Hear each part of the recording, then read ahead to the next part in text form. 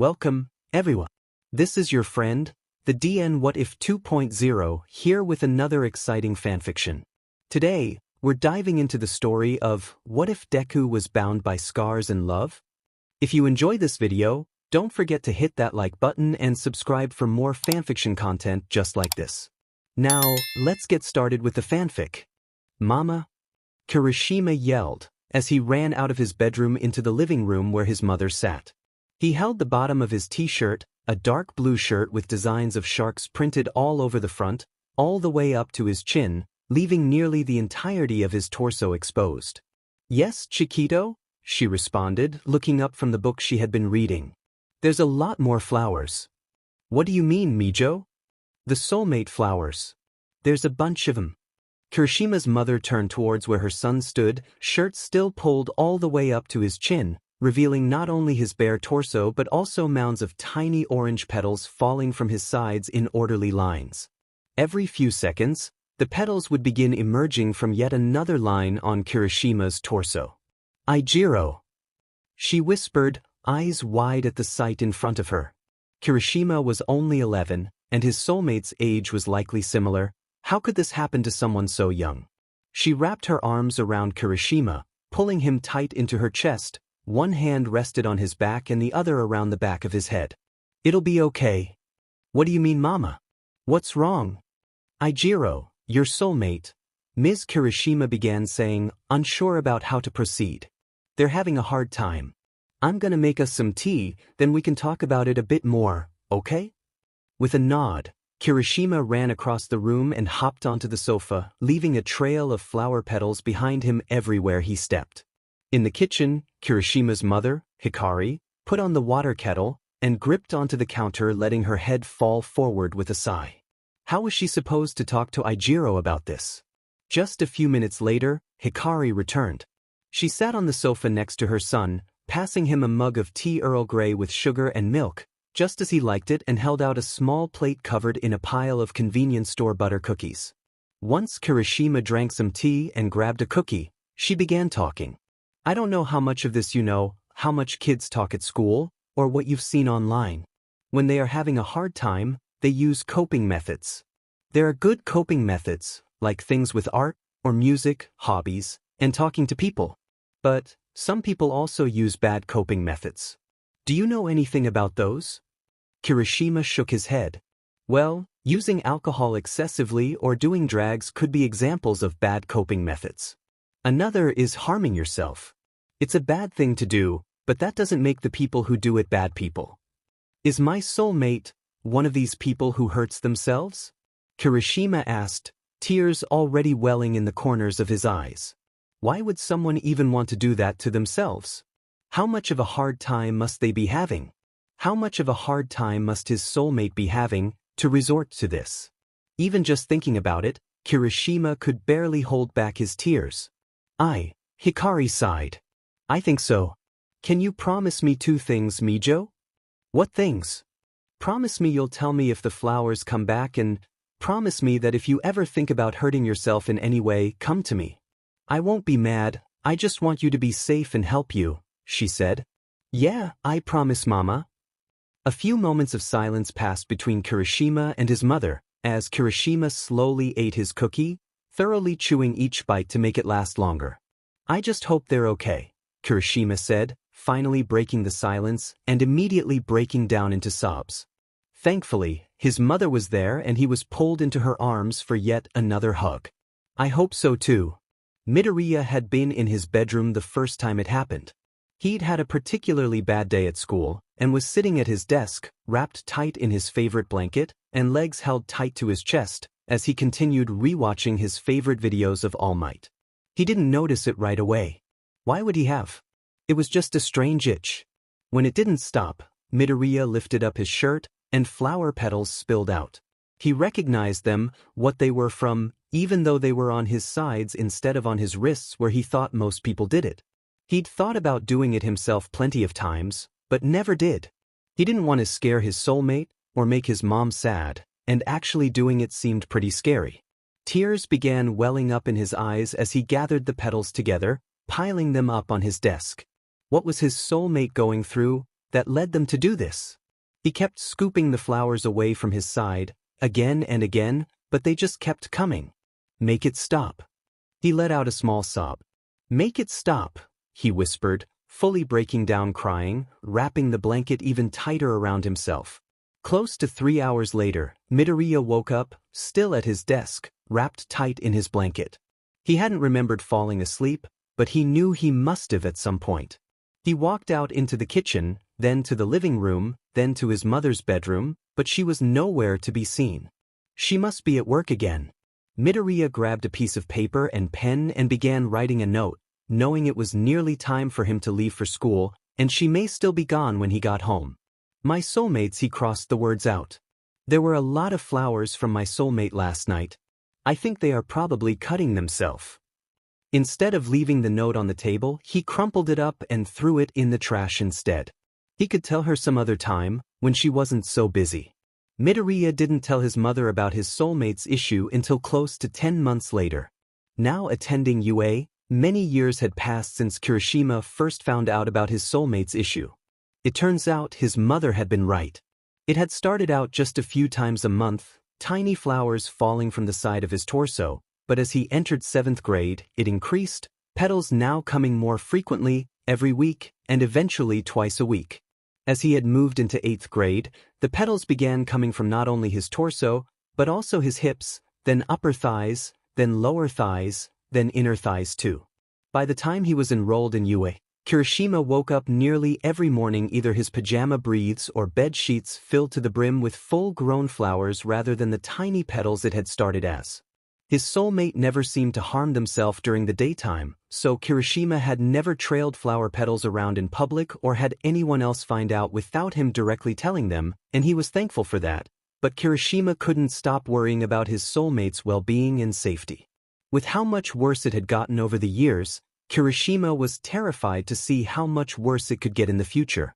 He was terrified to see what would happen if he wasn't able to find his soulmate and get them help. It was already so bad, and Kirishima couldn't see how it could possibly get any worse without his soulmate's life being endangered. One day, Kirishima was assigned Todoroki as a sparring partner. As they began sparring, some of their classmates began gathering around to watch, having already completed their own sparring matches. Todoroki threw the first attack, which Kirishima easily dodged. Then, Kirishima attempted to get closer to Todoroki in order to attack back, dodging to his left as he thought Todoroki was about to attack his right, but his prediction was incorrect as a spike of ice grazed his leg, dark red blood immediately dripping to the ground. The two boys were about to continue sparring, but then Mina yelled something that made both of them pause. "Oh my God, are you two soulmates?" she yelled.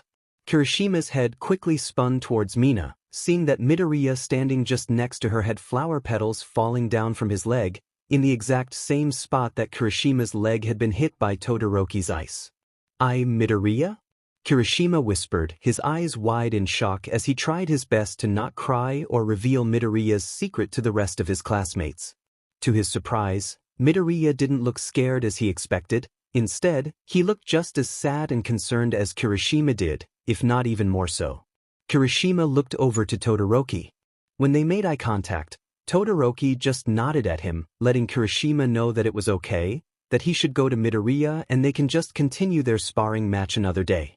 Kirishima and Midoriya quickly found themselves together, in a tight embrace.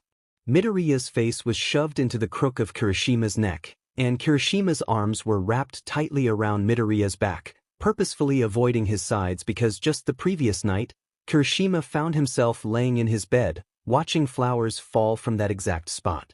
"Let's go talk, Kirishima," Midoriya whispered, pulling away from the hug and grabbing his hand, leading him away from the rest of their classmates and towards the locker rooms just next to their training fields.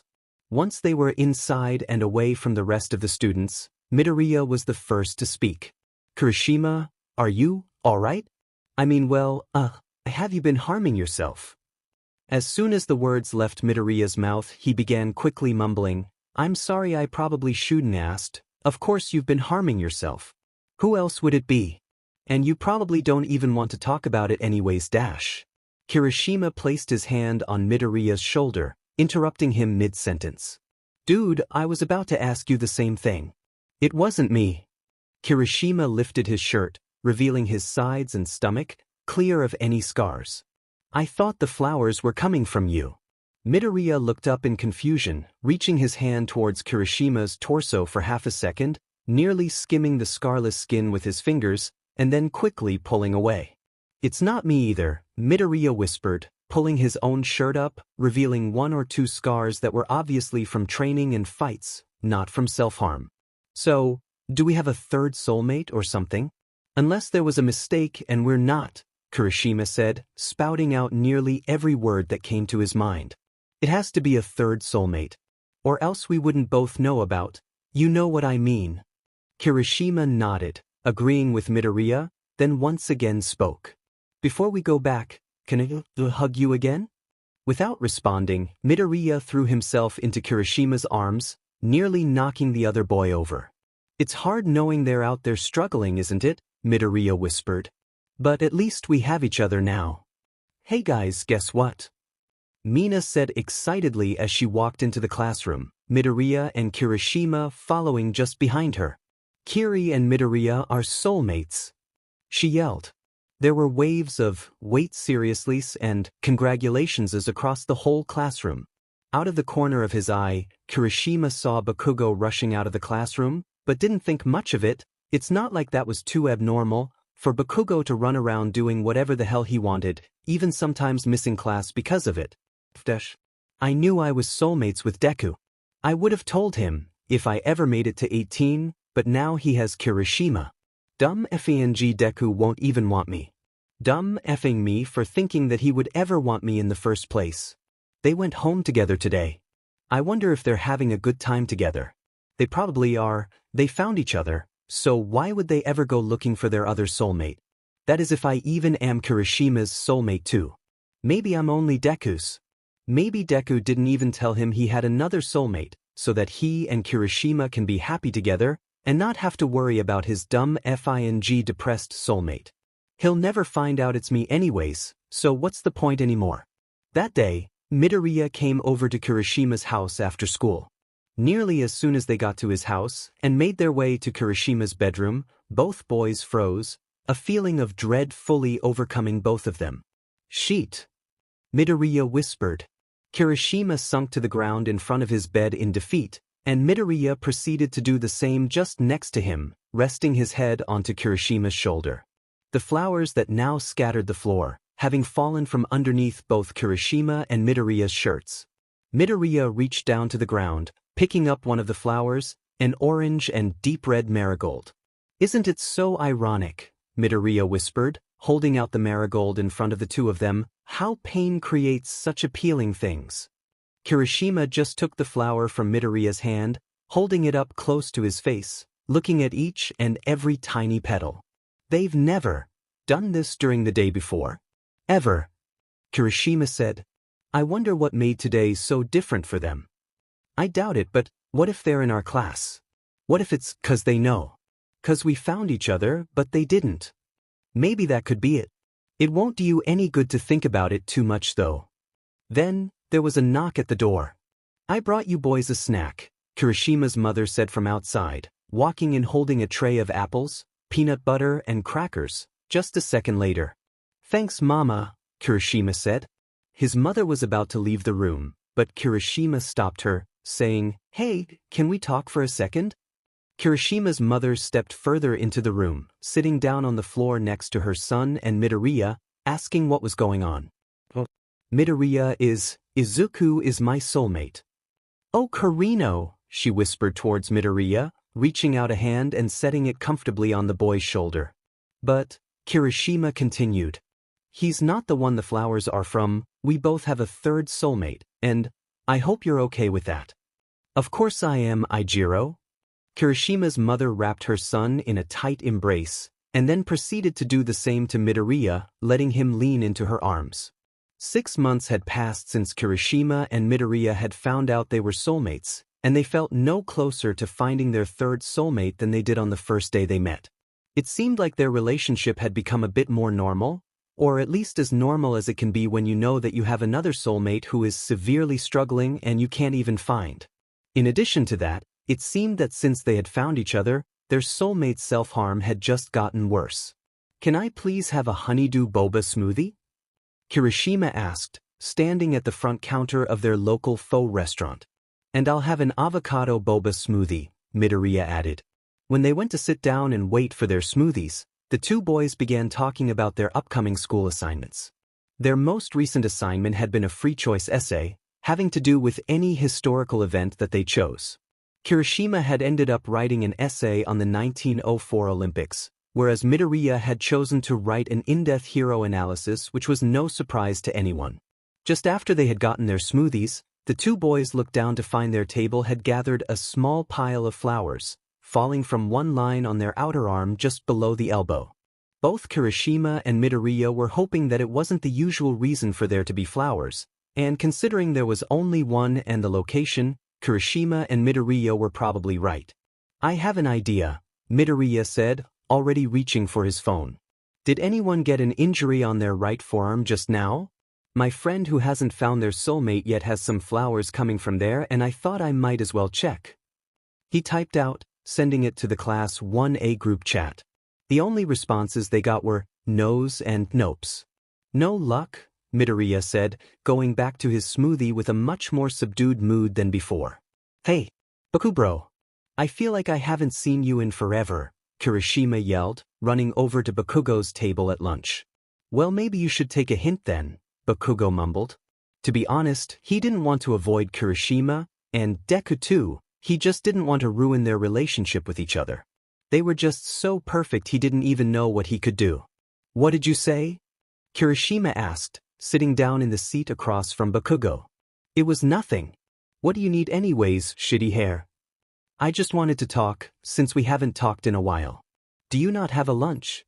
he asked, noticing that despite being in the cafeteria, Bakugo had no food, nor an empty tray anywhere near him.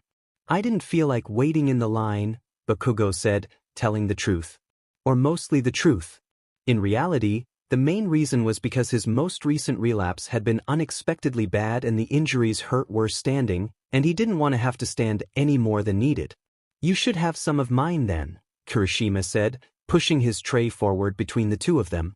Bakugo just nodded, picking up the silverware and eating a few bites of rice. "You can have more than that.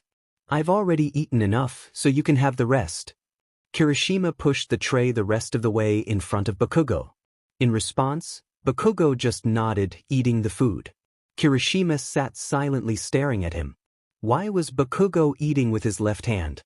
He was right-handed, wasn't he? Kirishima looked closer at Bakugo's right arm, seeing that his uniform seemed to be bumpy and tight-fitting, as if he had on other layers underneath the shirt. "What happened to your arm?" Kirishima asked, reaching out and skimming his fingers over Bakugo's arm. "What do you mean, what happened to my arm?"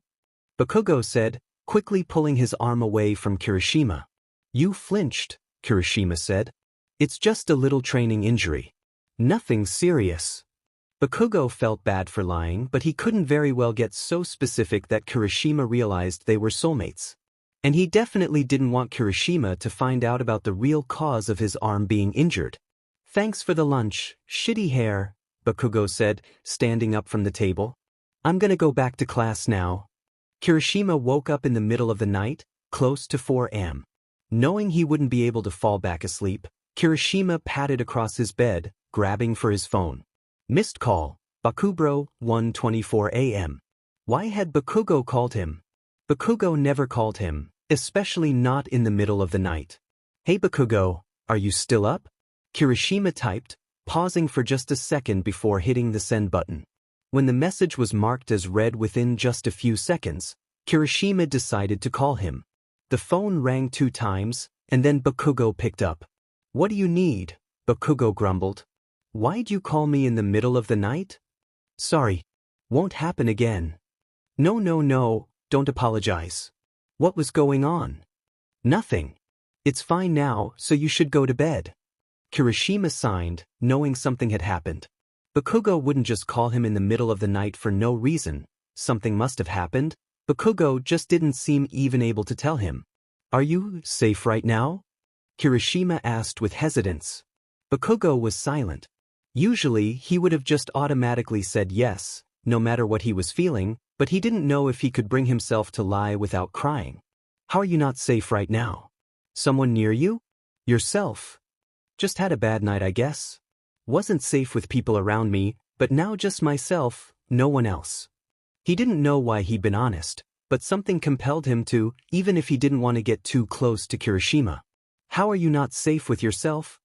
Kirishima asked. Don't want to talk about it, just if you're not too tired, will you please stay on the phone with me? Of course. Do you want to talk about anything? Or want me to tell a story? That's what I've been doing when Aizu's not feeling great. Bakugo's breath hitched in his throat as he felt a lump building in the bottom of his throat and held back his tears. Story please, Bakugo said, his voice cracking in the middle, still struggling not to cry. You want a darker kinda sad story, or something funny and chaotic? Darker one. So there's this kid Mer. They have curly faded purple hair that covers their eyes. One day, when Mer was walking through the forest, they ran across a badger. They followed the badger through the forest, until they lost sight of the badger. Looking around, Mer realized they had no clue where they were. As they continued walking, Mer found a strange clearing, filled with makeshift gravestones. 4 of them were marked as Caitlin, Harriet, Abe and Bessie. One other had nothing but a date, and off to the side, laid one gravestone, fully unmarked. Mer continued on walking until they found themselves at a cabin. When they stepped inside, everything was covered with at least an inch of dust. There were 2 rooms. The room Mer stepped into seemed to be the main room, with a Dutch oven-looking thing, a table, a chair, a piano, and a violin. With everything covered in so much dust, the violin looked out of place as it was perfectly clean. From a doorway to the second room, a shadow stepped out. Who are you? The shadow didn't speak as it stepped closer to Mer. As it stepped closer, Mer could see that it looked more like a boy, wearing a loose linen shirt, suspenders, and 3/4 length briefs. The boy yet again stepped closer to Mer and began circling, as if they were inspecting them. Mer now saw that the boy seemed somehow washed out, and maybe even translucent. The boy introduced himself as Raymond and proceeded to ask who Mer was. For hours the 2 kids talked, Raymond talking about his life, or past life, as Mer learned, and Mer talking about theirs. Just before the sun was about to set, Mer had to return home, knowing that their mom would still be at work and they needed to make dinner for their sister. From then on, Mer returned to the cabin in the woods as often as they could. Eventually Mer decided to ask about the gravestones they had found the first day that they found Raymond's cabin. Raymond first told Mer about Caitlin. Caitlin had been Ray's mother, but had sadly passed away when he was close to 6 or 7 years old, in childbirth with her 4th child, the gravestone only marked with a date. Noticing that Kirishima's speaking was getting slower and more slurred, Bakugo interrupted him before the story continued. You should get some sleep, shitty hair, Bakugo mumbled. You sure you'll be okay? Kirishima asked. Yeah, I'm feeling better now. You should tell me the rest of the story another day. I liked it. Though Kirishima may not have noticed it, as he was preoccupied with making sure Bakugo was okay, Midoriya had. For the first time in weeks, their soulmate had not had a relapse in the night.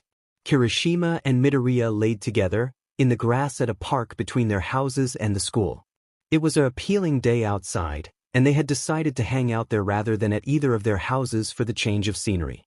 What if our other soulmates Bakugo? Kirishima asked out of nowhere. Why would it be Kaken? I feel like I'd know after knowing him so long, and he seems so… I don't know.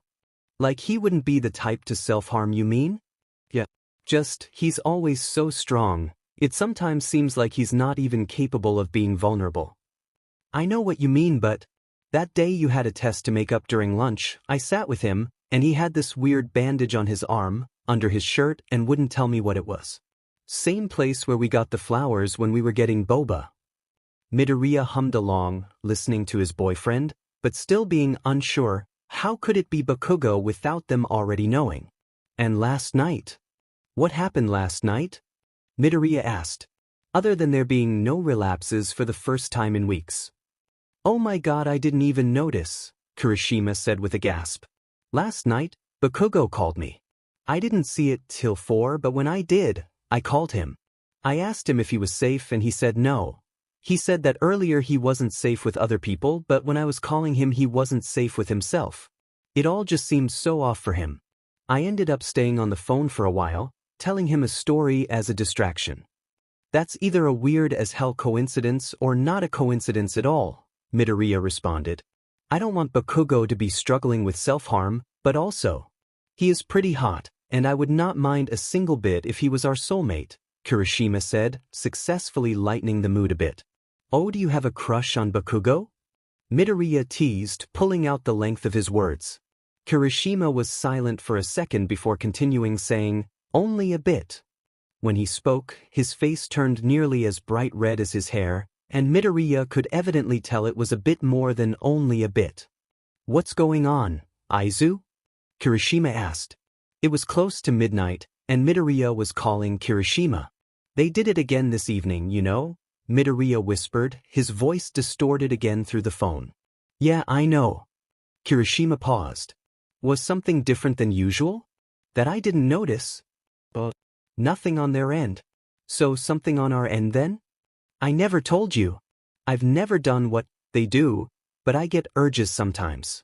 And tonight when they did it, I got a really bad urge to do it too. Aizu, do you need me to come over? No, just, can you please stay on the phone with me and talk to me? Of course I can. Is there anything you want to talk about?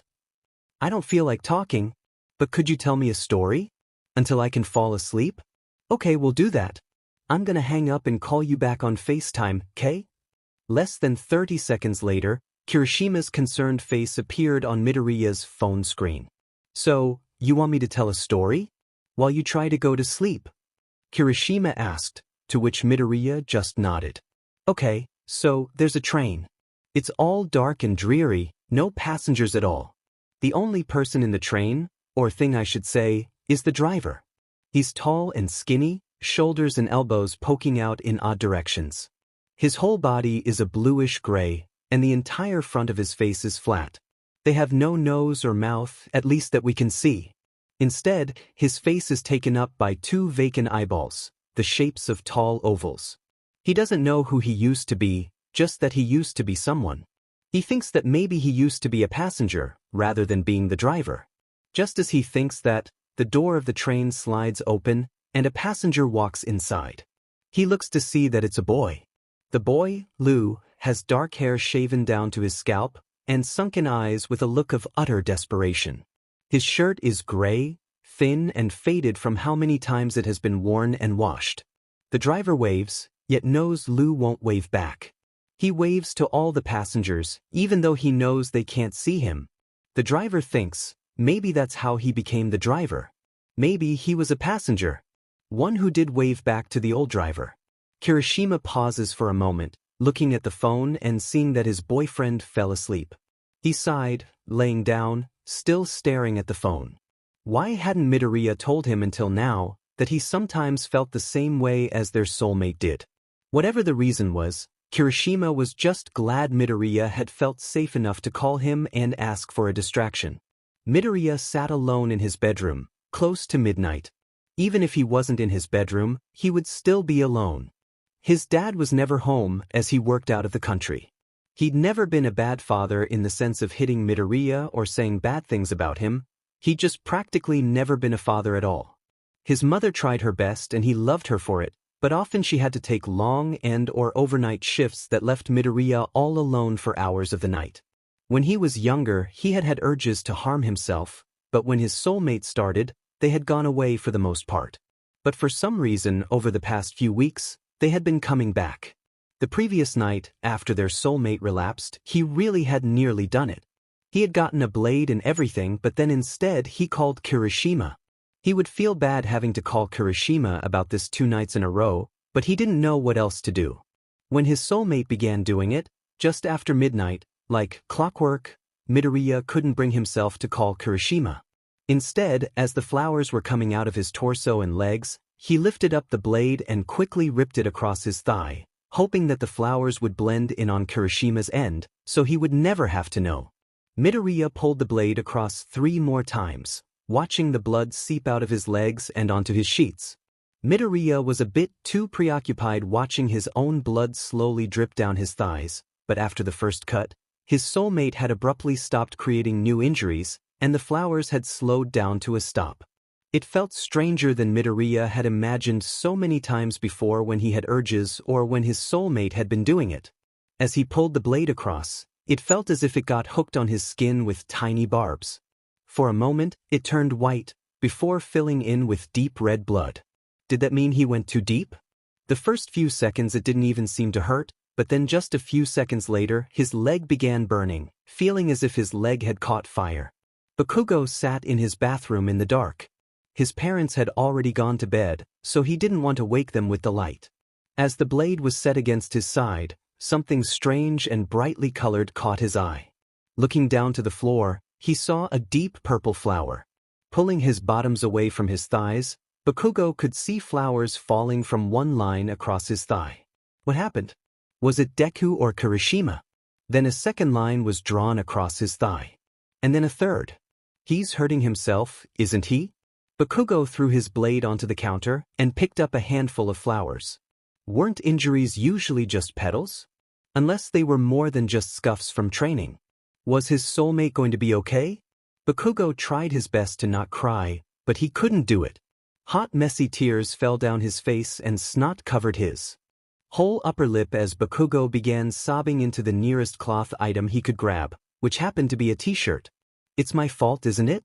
They wouldn't have done that if I hadn't started it first. God, I hate myself for doing that to them. Weren't the flowers last night a bit weird? Kirishima asked the next day as Kirishima and Midoriya were eating their lunches. How were they weird? Midoriya asked, trying to sound nonchalant and make sure that Kirishima didn't find out he had done it too. There were two kinds of flowers. That's only happened 2 or 3 times before. That's weird. Midoriya paused. You want to go to dinner sometime this week? Midoriya said, doing his best to shift the attention away from last night's flowers. Sounds good to me, Kirishima said, placing his hand on Midoriya's thigh and squeezing. Midoriya just tried hiding his grimace with a smile as he bit the inside of his cheek to prevent any visible reaction to how bad Kirishima's hand hurt. Bakugo sat in the lunchroom, just a few tables away from Midoriya and Kirishima. Which one of them was it? Kirishima seemed to be acting fairly normal, and so did Midoriya. They did already have 3 soulmates instead of 2, so maybe there was a 4th soulmate. Maybe it wasn't Midoriya or Kirishima who did that to themselves. Though Bakugo didn't want someone else to struggle with what he struggled with, he couldn't help but wish they had a 4th soulmate. Every time he imagined Midoriya or Kirishima, alone, beginning to do the same thing he had for years now, he felt like he was going to vomit. It was his fault, he knew it was. He wasn't one for all that soft, fluffy bullshit, but he wanted someone to be there for them. He knew he couldn't be that one, he couldn't let himself get close to Midoriya or Kirishima, but he hoped that whoever wasn't the one to do it knew. He hoped they would help. Then Midoriya made a weird face. Kirishima didn't seem to have noticed, but Bakugo sure as hell did, and to him, it looked like Midoriya was in pain.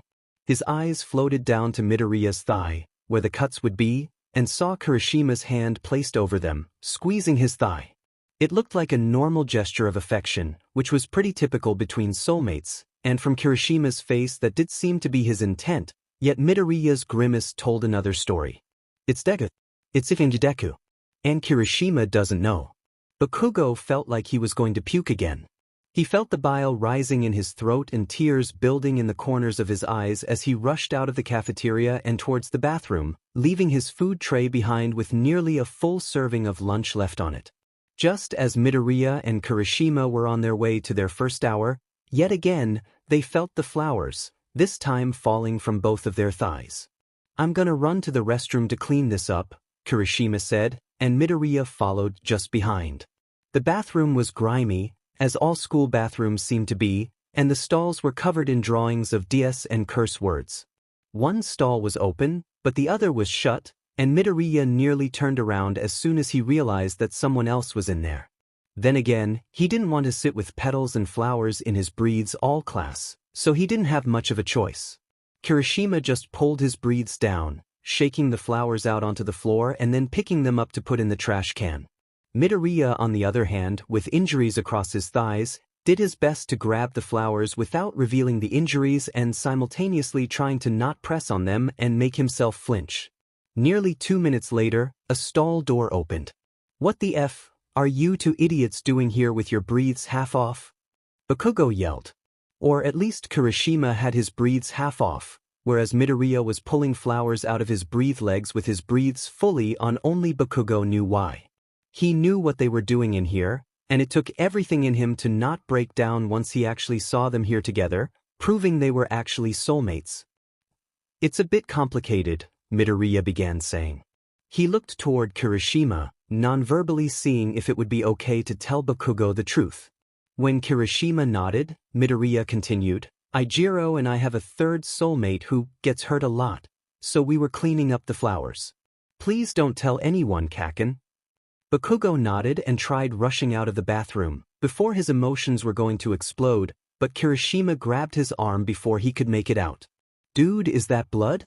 Kirishima whispered, lifting Bakugo's hands closer to his face, seeing that his fingertips were covered in small, barely visible slits and smears of red.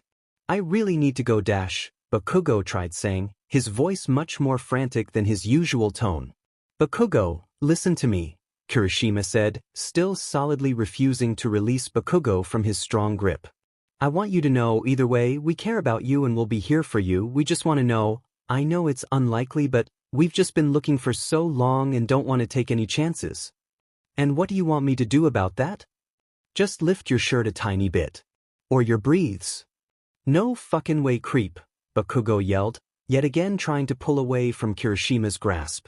Bakugo felt a hand rest on his shoulder, and turned to see Midoriya. "Please, Kaken," the boy whispered. He sounded desperate in a way Bakugo we had never heard him speak before. He sounded scared.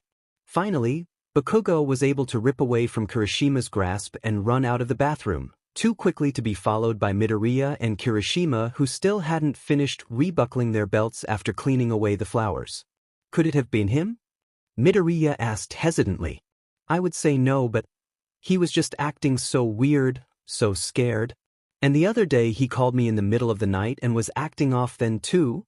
We need to try talking to him about it again later," Kirishima responded. Back in the classroom, Midoriya and Kirishima sat at their desks waiting for Aizawa to take attendance. "Has anyone seen Bakugo?" "He's late," Aizawa asked, making both Midoriya and Kirishima immediately jump up from their seats. "Do you two know something?" he asked. "We'll go find him," Kirishima said, already grabbing Midoriya by the wrist and pulling him out of the classroom before Aizawa even had a chance to protest. They ran throughout the school building, checking every bathroom, every empty classroom, and even on the roof, but Bakugo was nowhere to be found. "We could check his house," Midoriya suggested. "Is it really okay for us to leave the school?" "I think it's fine just this once. I just have a really bad feeling about this. Even when he was little, Kaken just doesn't deal well with strong emotions and that sort of thing." The two of them were already speed walking their way out of the school and down the road to Bakugo's house. But when they started leaving a trail of pale blue flowers and petals behind them, they started running, each of their concern increasing by the second. The two boys stood in front of Bakugo's house, sweaty and out of breath, pounding on the door relentlessly nonetheless. When the boys called Bakugo's phone, they could hear a faint ringing coming from inside the house, but Bakugo hung up on them after just 2 rings. At that, Midoriya could tell Bakugo wasn't going to come out, and decided to take matters into his own hands. He reached into the mailbox, grabbed the key from the bottom, and unlocked the door. The house was dark, and it nearly seemed as if no one was home. "Kaken? Are you here?" Midoriya yelled. There was no response, but both Midoriya and Kirishima could hear quiet shuffling coming from Bakugo's bedroom. "Kaken, we know you're here. Just please," Midoriya said, "come out and talk to us. Leave me alone, nerd." For once, Bakugo was quiet, and sounded nearly even out of breath. Midoriya slowly walked up to Bakugo's bedroom, and Kirishima followed just behind. The bedroom door wasn't fully shut, as Bakugo had assumed that he was going to be the only one in the house for at least the next few hours. Pressing a hand onto the door, Midoriya let Bakugo know that they were coming in, and pushed the door the rest of the way open. Bakugo was seated on the floor, only wearing his boxers and surrounded by bloody tissues and paper towels. "Oh my god, there's blood," Midoriya choked out, falling to the ground next to Bakugo. It's you." Midoriya lifted his shirt just enough to reveal the petals falling from his torso from the same locations that Bakugo had injured himself. Realizing that Midoriya and Bakugo had both frozen up in shock of the situation, Kirishima rushed over to Bakugo, grabbing the paper towels and pressing them against Bakugo's wounds. "You two should really leave." "I'll be fine," Bakugo tried saying, his voice barely even a whisper, but he was interrupted by Kirishima. "We're not leaving. You're our soulmate, and even if you weren't, we would never leave you like this." "Stop." Bakugo struggled to hold back his tears. "Stop saying that. I'm not your FNG soulmate. You have each other. You don't need me." "Bakugo. We do need you. We care about you so much more than you realize." Kirishima bent down to Bakugo's level, quietly saying, "Let's go get you cleaned up." "Can you walk?" Midoriya asked, reaching a hand down to Bakugo to help him stand. "Yeah, I can walk perfectly fine," Bakugo snapped back. He stood, but the moment he was upright, his knees buckled beneath him, his vision blurred, and he grasped at the air in front of him, struggling to stay balanced. Kirishima tried wrapping an arm around Bakugo, but the boy shied away from his touch, wobbling from standing on his own. Blood dripped down his legs and torso, and he was shaking nearly too much to walk, but Midoriya and Kirishima each took one of his hands, helping him stay steady enough to make it to the bathroom. How did I not know? How did I not notice what you were going through? And that you were my soulmate?" Midoriya whispered. The three of them made their way into the bathroom before Bakugo responded. "'Cause I knew, but my mom said it was wrong. That boys don't have boy soulmates. And it's not like we've even been that close in years." Kirishima helped Bakugo sit down in the bathtub and said, "I'm sorry that happened to you. It must have been really weird to find out about Izuku and I being soulmates." Just nodding, Bakugo leaned back against the tile of the bathroom wall. "Hey Kaken, what do we do now?" Midoriya asked. What do you mean? Like taking care of these? How do you usually take care of them?" Midoriya said, gesturing towards Bakugo's injuries. I usually just tape some on paper towels and leave it. The tape's under the sink dash." Kirishima butted in. "Okay, we're obviously not doing that. First we need to clean the blood off." Bakugo reached to turn on the bathwater saying, "This should work, right?" Midoriya began searching through the cabinets to find dark washcloths that blood couldn't be seen on, and threw one to Kirishima. The washcloth was dipped in the water, and Kirishima began gently wiping the blood off of Bakugo's torso. "I honestly expected my soulmates to freak out a lot more, or care a lot less, I guess," Bakugo said, just mumbling the second half. "Of course we care, Kaken. And sure, we're plenty worried, and I'm not gonna lie, I am a little freaked out still." Midoriya reached out, grabbing Bakugo's hand, placing it on his chest, letting him feel how fast his heart was racing. "See?" Bakugo nodded. "But we've both known about the self-harm for a long time, and we've had years to spend thinking about it and thinking about you." Kirishima nodded in agreement, and then proceeded to get up in search of a medical kit. Taking over the spot where Kirishima had been sitting, Midoriya took the washcloth, putting pressure on Bakugo's torso where he had not yet stopped bleeding. As Bakugo closed his eyes and let his head fall back onto the wall, Midoriya started panicking. "Hey," he said, patting Bakugo's face. "Are you awake? Did you pass out? Do we need to go to the hospital?" he continued, his voice getting faster and higher with every word. Before Kirishima even had a chance to respond, Bakugo spoke up. "I'm just resting. And don't you dare take me to a hospital." "Why no hospital?" Kirishima asked. "They'll want to put me in the psych ward and they'll call my parents." Do they know?" Midoriya asked, pausing to look up into Bakugo's eyes. Bakugo nodded. The bathtub was drained of the orange-tinted water, and Bakugo was suddenly surrounded by a fluffy towel, one around his body and another on his hair. As Kirishima began patting Bactine over Bakugo's injuries, he hesitated for a second, but then decided to ask, How did they react? Well, my mom says I'm a selfish little beach, and anyone dumb enough to cut themselves deserves it. She even told me I didn't go deep enough once. My dad, he wasn't so bad, I guess. He thinks it's dumb and I'll grow out of it, but if he knows, he'll bandage me up and sometimes make me some food. I'm sorry they're that way. You know, you're not dumb or selfish for this at all. Midoriya sat on the tub's edge next to Bakugo, letting Bakugo lean onto him.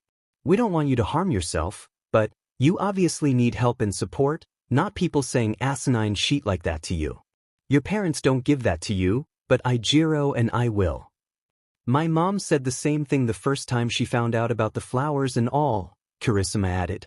Bakugo just listened, now fully relaxing his head on Midoriya's shoulder. The front door of the house opened, making everyone freeze as they figured out whether it was Mitsuki or Masaru. Then, the three boys heard Masaru mumbling to himself. He had begun walking to his bedroom, but stopped when he saw Bakugo, Midoriya, and Kirishima in the bathroom. Did you do it again? He asked Bakugo. What do you fucking think? Bakugo snapped back. Okay, well, you guys seem to have it under control. Just make sure to clean up before Mitsuki gets home. And with that, Masaru walked off to his bedroom. Kirishima and Midoriya were shocked by his lack of caring, but they were incredibly thankful that it hadn't been Mitsuki to get home first instead. Kirishima and Midoriya quickly finished wrapping the bandages around Bakugo's torso and legs, and then helped him back to his bedroom to find clothes to change into. Can you guys spend the night at my house tonight or something? I'm not comfortable leaving you alone here, honestly, Midoriya said, directing the second sentence at Bakugo. I'll call my mom once we're over there, Kirishima said, whereas Bakugo just nodded, saying they'd be fine with it, even though what he really meant was that they wouldn't notice he was gone, and even if they did, they wouldn't care. Izuku opened the front door, walked inside and yelled, "Hey mom, I'm home." My boyfriend's Bakugo's face turned bright pink. Are going to spend the night if that's okay. Midoriya turned slightly towards Bakugo, trying to see if he was okay with that label. For a split second, the room was tense, as Midoriya worried that he had overstepped by using a label he hadn't yet cleared with Bakugo. Looking up at Bakugo's face, Midoriya saw the light blush covering Bakugo's cheeks, and it seemed that he was perfectly okay with being called by that label. Okay, honey, his mother yelled back from the living room, until something registered in her mind. Wait, was that singular or plural? It was plural, Mom. Inko rushed to the front door, already asking, so you found them? Who are they? Then she saw Bakugo, standing at her front door, between Midoriya and Kirishima. Hi, Auntie. Bakugo said, his voice hesitant and questioning. Do you guys have a fourth soulmate? There's no way, Inko said, more to herself than anyone else, as her voice was just a whisper. Bakugo went quiet and began avoiding eye contact. No, it's Kakin, Midoriya said, grabbing Bakugo's hand and squeezing it as some sort of comfort for the situation. Inko didn't say anything, staring wide-eyed at the boy she had known nearly his whole life. It was difficult for her to grasp this new information in her mind. Izuku and Bakugo had known each other since they were still tiny children, so how had they not realized that they were soulmates? And what was going on that led Bakugo to have such struggles over the past years? As soon as she snapped out of her trance of shock, Inko quickly shuffled over to the boy, pulling him in a large hug. He had to restrain himself from pulling away, but after a few seconds, Bakugo let himself relax, leaning into Inko's tight embrace. One of her arms wrapped around his back, just slightly rubbing back and forth, whereas Inko's other hand sat on the back of his head, which now rested in the crook of her shoulder. It'll be okay, honey, Inko whispered, still refusing to let go of Bakugo. How did we not know you're Aizu's soulmate? Pulling away from Inko's grasp, Bakugo began speaking, his voice just a whisper. I knew. I just wasn't allowed to say. Cause of Mitsuki. She wouldn't. Inko whispered to herself, more so in a state of shock that her friend would do something so horrid rather than in denial and trying to claim that it didn't happen and that her friend wasn't in fact homophobic. I'm so sorry, sweetie. You can always come over here if you need anything or you're struggling with her, okay?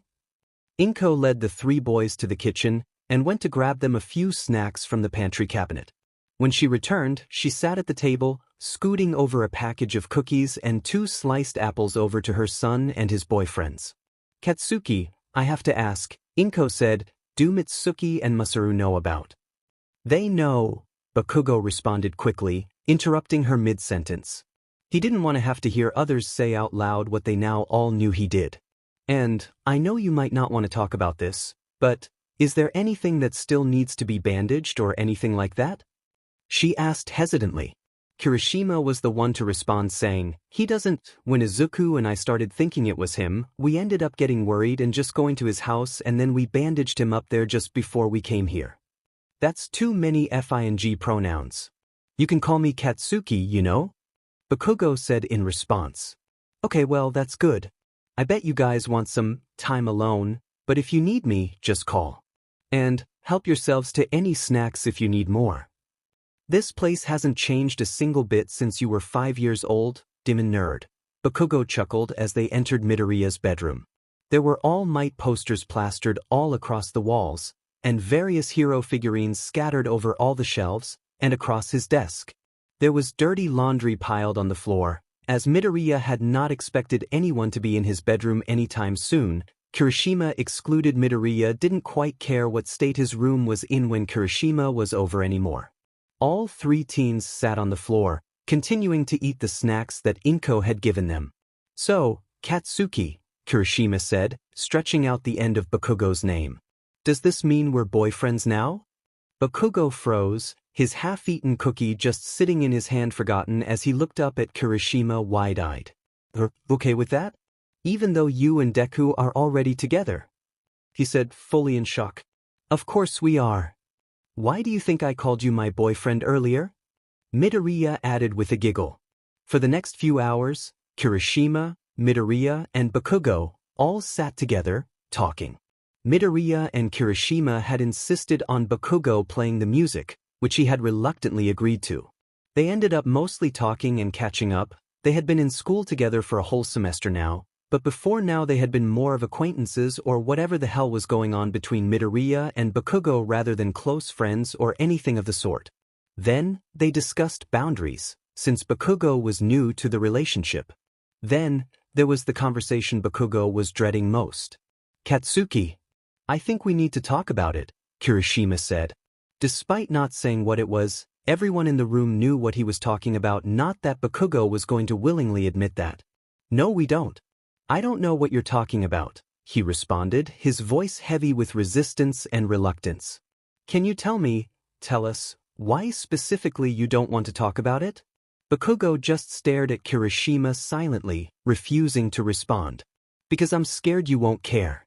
Because I'm scared I'm too far gone for anyone to even help me. Because trying to get better and failing is so much harder and more pathetic than never changing. Because I'm scared it will make you hate me. Because I'm scared you guys will think now that we're together I can just quit. Because I'm scared that if you guys see that's not true, you'll leave and I'll be alone again. 'Cause it makes me look weak, that all of this makes me look weak, he thought. But admitting that out loud would just make him seem even weaker, so of course, he wasn't going to do that. When Kirishima saw that Bakugo wasn't going to respond, he continued speaking, we know it's gonna be hard for you to get better, and that it's not gonna happen overnight. We just want to do the best we can to help you through it, and we can't do that without talking about it. I can handle it on my own, Bakugo retorted. We believe you, Kaken, Izuku said. He did not believe him. If he could handle it on his own, it wouldn't have gotten this bad in the first place. But Midoriya knew that telling Bakugo that wouldn't do anyone any favors. We just know it will be easier if we're there to help. And we want to do that for you. Whatever you say, Demon Nerd. The room went quiet again, and Bakugo started fidgeting with the discomfort of the practically soundless room. Are you okay with me asking some questions? Kirishima asked, breaking the silence. Fine, whatever, Bakugo mumbled. Midoriya scooted closer to him, grabbing his hand and beginning to rub comforting circles on the palm with his thumb. Bakugo had nearly pulled his hand away from Midoriya's grasp, still afraid though he would never admit it of letting himself be so close to the boy. Seeing that Bakugo seemed comfortable, or as comfortable as he was going to get, Kirishima proceeded to begin asking a few questions. But Do you think you began? He asked. I don't remember the first time. I think it might have been for control. Or just to feel something. My parents didn't help anything either, obviously. At least my dad didn't make it worse for the most part. One guess. How about any specific triggers you have, so we can avoid those? If I screw something up. Or if people think I'm weak. Or if I find a new blade. Or, Bakugo's voice trailed off. Take your time, Midoriya whispered, still caressing Bakugo's hand in his own. Stuff, just things that remind me of Dash, Bakugo tried saying, but he seemed unable to make a whole sentence out. Things that remind you of what? Kirishima asked gently. Maybe later. Don't wanna, Bakugo mumbled out, barely audible. Okay, Kaken, that's okay, Midoriya said, trying to comfort him and get him to calm back down. Kirishima scooted over to where Bakugo sat saying, no more questions for now, okay? I know that was hard for you. Thank you for telling us what you can. Please pick up, Inko mumbled to herself as the phone rang. Honey, it's like 2 a.m. here, what's going on? A voice from the other side said. Sorry for calling you so late, Hisashi, I just really needed to talk to you. Did something happen? You remember Izuku's soulmate was struggling with self-harm, right? Yeah. And you remember that Izuku found his soulmate, but that wasn't the soulmate who was struggling with self-harm. Yeah. Did he find his other soulmate? Why? You probably won't remember him, but it's Mitsuki and Masaru's kid. What do I do? Mitsuki and Masaru know, but they're obviously not trying to help him get better if Izuku's trailing the flowers all over the place nearly every single day. I don't know what you can do in this situation. I can't believe that Mitsuki and Masaru know and are acting like they don't care. You should check that they really do know, and if they do, the least you can do is be there for him and support him in place of his own parents. Thank you, honey. You're welcome. I miss you and love you. I miss you and love you too. I hope you can get some more sleep. Hey guys. Bakugo said. Both Kirishima and Midoriya paused to see what Bakugo needed. I'm getting kinda tired. I'll go grab some extra blankets and pillows then, Midoriya said, jumping up and running out of his room. When he returned, arms filled to the brim with a comforter and a pile of pillows, he continued, one of you two can take the bed. Kirishima insisted that Bakugo take the bed, wanting him to get the best sleep he could, but Bakugo kept refusing. Judging by the deep purple shadowing underneath Bakugo's eyes, he needed whatever sleep he could get, and Kirishima knew that he had the best chance of getting the best sleep he could in a real bed. He usually liked how stubborn Bakugo was. It was a big part of his personality that Kirishima would never want to get rid of, but in moments like these, it was honestly more difficult than it was endearing. He just wanted to do anything he could to ensure Bakugo would be okay, but Bakugo was not cooperating, whether that was just due to his pride, or whether it was something else. Listen, idiot, Bakugo snapped, interrupting Kirishima. I don't want to be all alone on the effing bed while you two get lovey-dovey together on the floor. Bakugo sat down onto the pile of blankets and continued saying, please just don't make me take the bed, please. His voice was much more pleading than he would have liked. That's why he was being so stubborn. He didn't want to be alone. Is it okay if I sleep on the floor too then? Kirishima asked. Whatever, Bakugo mumbled back. Please do, he thought. Please don't make me stay alone. Bakugo stood up, helping shift around the pillows and blankets until there was enough room for 3 people rather than 2, and then immediately flopped back onto the homemade pallet as soon as it was finished. With a sigh, Bakugo's eyes fell shut, but then he felt movement behind him. He could tell by the person's build that it was Kirishima, trying to lay up against him. As Kirishima scooted forward, pressing his torso against Bakugo's back, Bakugo flinched away, causing a look of concern to immediately cross Kirishima's face. He hadn't meant to flinch, but it wasn't a voluntary motion, so it's not like it was his fault. Even if he hadn't meant to, he knew he couldn't hide it. He knew Kirishima had noticed, and maybe Midoriya too, and he really didn't want to have to admit to anything of that sort. Midoriya had seen, and quickly spoke up. Kaken. Is there any reason you do that whenever we touch you? He was quiet for a moment, as if he was thinking of how to respond, or how to avoid responding altogether. My mom would hit me sometimes when I was younger.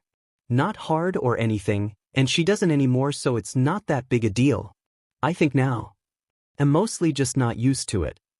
Kirishima was the next to speak, saying, "Would you be more comfortable if we didn't yak now? Cuddle?" But the moment the words left Kirishima's mouth, Bakugo frantically shook his head. "We'll just go slow then," Midoriya said, laying down on the pallet on Bakugo's other side, making sure to leave some space between them to help Bakugo feel more comfortable. Kirishima slowly reached out, gently pressing a hand against Bakugo's back. Everyone could tell Bakugo was struggling to not pull away from Kirishima's touch, but still, he didn't move. "You're really tense," Kirishima whispered. He began to rub his hand in slow circles, trying to work out some of the tension, watching as Bakugo took slow, shaky breaths. Kirishima's hand slowly shifted down, gently holding his waist and scooting towards Bakugo, beginning to spoon him. Bakugo didn't say anything in response, but he did reach out, grabbing Midoriya and pulling him into his chest, turning himself into the middle spoon. I'm sorry I made it so hard for you guys to find me, and the flowers probably worried you a lot," Bakugo said in choked-out whispers. Hey, don't apologize for that," Kirishima responded. "We're just glad you're here now and we can help you from now on." The fabric of Bakugo's shirt rustled as Kirishima began moving his hand again, this time up and down Bakugo's torso. With each movement of his hand that was just a little bit too quick, Bakugo either sharply inhaled or flinched away from the touch. "Do you want me to stop?" Kirishima asked, concerned by his partner's reactions. Bakugo quickly shook his head and then responded, his voice barely a whisper. "No, don't. I'm not meaning to flinch, I promise. I'm just not used to being touched at all." Though he couldn't say it out loud, Bakugo really loved Kirishima petting him and Midoriya laying in his arms, even though he did involuntarily flinch a lot from it. With each movement of Kirishima's hand, and with each time Midoriya turned over in his arms, he felt electric tingles shooting up and down his whole body. He wished that this moment would never end.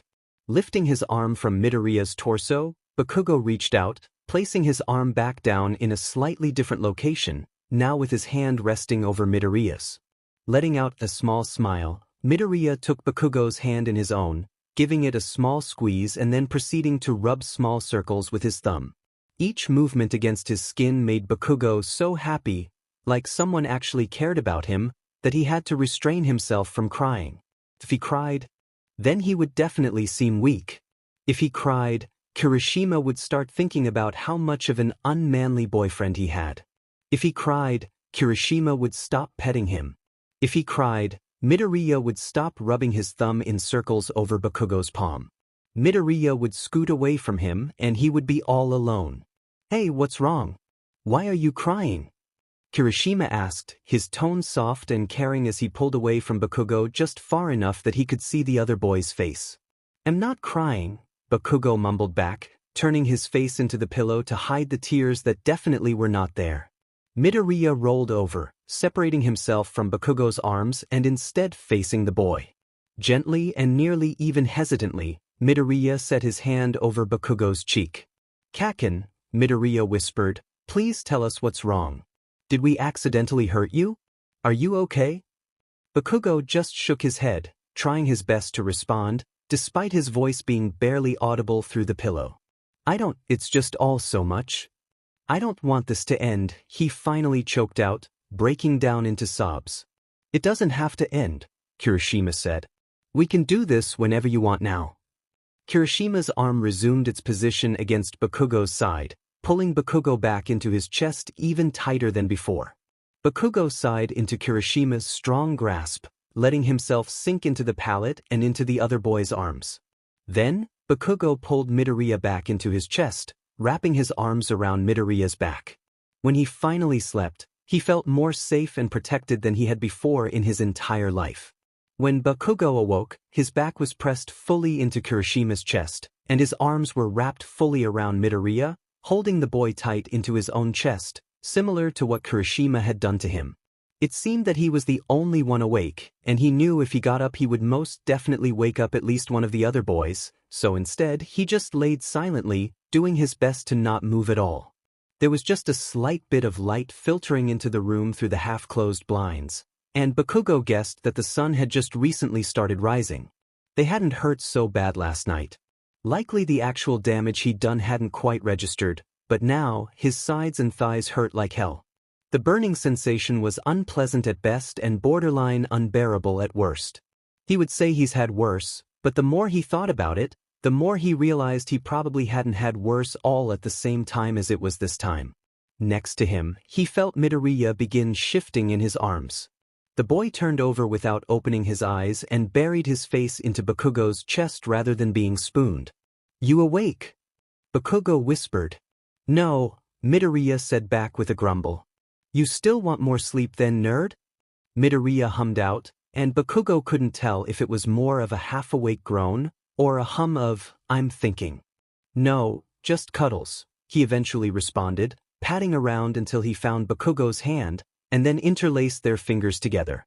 Bakugo wrapped his free arm back around Midoriya, pressing firmly onto his back, and then let his eyes fall back shut, curling his head forward, pressing his face to the top of Midoriya's head. The next time Bakugo awoke it was with a yell. "Sheet!" he yelled, waking up Midoriya, who until then had still been curled into his chest. He quickly sat up, pulling himself away from both Kirishima and Midoriya. He looked around, realizing that Kirishima had awoken, and accidentally bumped his thigh. "Sorry, didn't mean to wake you," Bakugo just mumbled. "What happened, cats?" Kirishima asked, trying to reach out for Bakugo's hand, just to be shooed away. "It's nothing," Bakugo responded. He knew it was because Kirishima had accidentally hit the injuries on his leg, but he also knew if he said anything it would make Kirishima feel bad. So he stayed silent. Close to half an hour later, Kirishima had gotten up to go to the restroom and get ready, whereas Midoriya and Bakugo stayed in bed, trying to get a bit more rest. "Deku," Bakugo whispered. He snaked his hand down under the sheets, firmly placing it over Midoriya's thigh. With how close they were, he could practically feel Midoriya's heart rate increase with anxiety. "It was you, wasn't it?" was all he said. "Don't tell Ijiro, please." "He doesn't know I've ever done it," Midoriya said, his voice coming out in a desperate, practically whined whisper. "It's been less than a week, and from the flowers, I doubt they're healed yet. Let me bandage you up if you haven't, and I won't tell him about this time." "This time? If you do it again, I'm telling him. Immediately." "Thank you." When Kirishima returned to the room, Midoriya said he should go ahead and get some food and that he and Bakugo would be down in a minute, to which Kirishima complied. In the bathroom, Midoriya sat on the closed toilet lid, and Bakugo knelt on the floor in front of him, a reverse of the previous night. Once Bakugo's hands had been cleaned, he pressed 2 fingers to the skin directly next to Midoriya's cuts. "What are you doing?" Midoriya asked, slightly flinching away from Bakugo's fingers. "Making sure you don't have an infection, dumbass." Bakugo placed his fingers on the opposite thigh, just to make sure for reference that the injuries were not abnormally warm or anything of the sort, which they weren't. Bakugo quickly sprayed the leg with disinfectant, spread Neosporin over Midoriya's leg, and placed a large band-aid over the injuries. "Was it because of me?" Bakugo hesitantly asked as the 2 boys got dressed. Being fully honest, no, not for the most part. I'd thought about it before you started. And if you hadn't, I think I would have done it myself instead, a long time ago. Just over the past few weeks, those thoughts have been coming back, and they did get worse when you were doing it. I just took advantage of Ijiro not being able to find out if I did it right then. I'm sorry if I've been making that worse. "It's not your fault," Midoriya responded, grabbing Bakugo's hand and squeezing as he guided him out of the bedroom and towards the kitchen. "Kaken, do you think we could talk to Mr. Aizawa about your issue?" Midoriya asked as they walked to school together. "No," Bakugo's response was short and curt, trying to leave no room for debate. "I think he'll be able to help you, and help us help you. Please." Bakugo zoned out, fully ignoring the question, whether that was purposeful or not. It wasn't like he was going to inconvenience Inko by asking if she could drive them even though he knew she would agree in a heartbeat. Despite that, he knew it hadn't been a good idea for them to walk as his legs already felt like they were on fire when they were still only halfway to school. "Cats? Earth to cats?" Katsuki? Kirishima said, waving a hand in front of Bakugo's face until he noticed he was being spoken to. What's up? You just stopped walking. Nothing, Bakugo said, taking another step forward, unable to hide his wince this time. Kat, you should have told us if it hurts that bad, Kirishima said. We could have driven. Not a big deal, Bakugo mumbled, taking another short step with another wince. Kirishima rushed ahead and crouched down in front of Bakugo. Piggyback ride? He said questioningly. Bakugo would have tried refusing, but he could tell he wasn't going to make it to school in time at this rate unless he agreed. Begrudgingly, he accepted the offer, allowing Kirishima to carry him the last few blocks to the school, but still getting off before any of their classmates had a chance to see him. After school, Midoriya stayed behind in the classroom, waiting for the rest of his peers to leave. Kirishima and Bakugo, on the other hand, sat in the hall, waiting for Midoriya to complete speaking to Aizawa. What do you need? Aizawa asked, seeming mildly annoyed that he would not be able to go home yet. We need some advice, sir, Midoriya responded. We were wondering if you may know of any tips on helping someone recovering from self-harm? Who are you referring to, Midoriya? He asked, the mild annoyance he had previously had replaced fully by extreme concern now. Well, Ikakinsu. He's Ijiro and my third soulmate. His parents already know, so you don't need to report him, but Ijiro and I just didn't know who else to ask. Let's go sit down, Aizawa said, pulling an extra chair up to a desk, sitting down, and gesturing for Midoriya to do the same. Is it okay if I ask some questions? Midoriya nodded his head, so Aizawa proceeded. Is Bakugo in immediate danger? No, I don't believe so. I'm trying to get him to stay over at my house more. How long has this been going on? Close to 6 years. How is his support system? He has me, Ijiro, and my mom. He hasn't met her yet, but I'm sure Ijiro's mom will be there for him too. And his parents? They don't really care much. They're kinda going off, mental struggles don't exist, bullshit. What specific questions do you want me to answer? Should Ijiro and I take his blades? Midoriya asked hesitantly. This may surprise you, but I'm going to say no. Not unless he gives you permission. Though I would ask if he is okay with that, and if he is, then yes. Why would you say we shouldn't? It's more of a harm reduction tool. If he is going to do it no matter what, it is better that it be with something clean and familiar to prevent slip-ups. Though, I will say, if he does keep them, don't agree to letting him keep them on him. Midoriya nodded in response, and then continued speaking.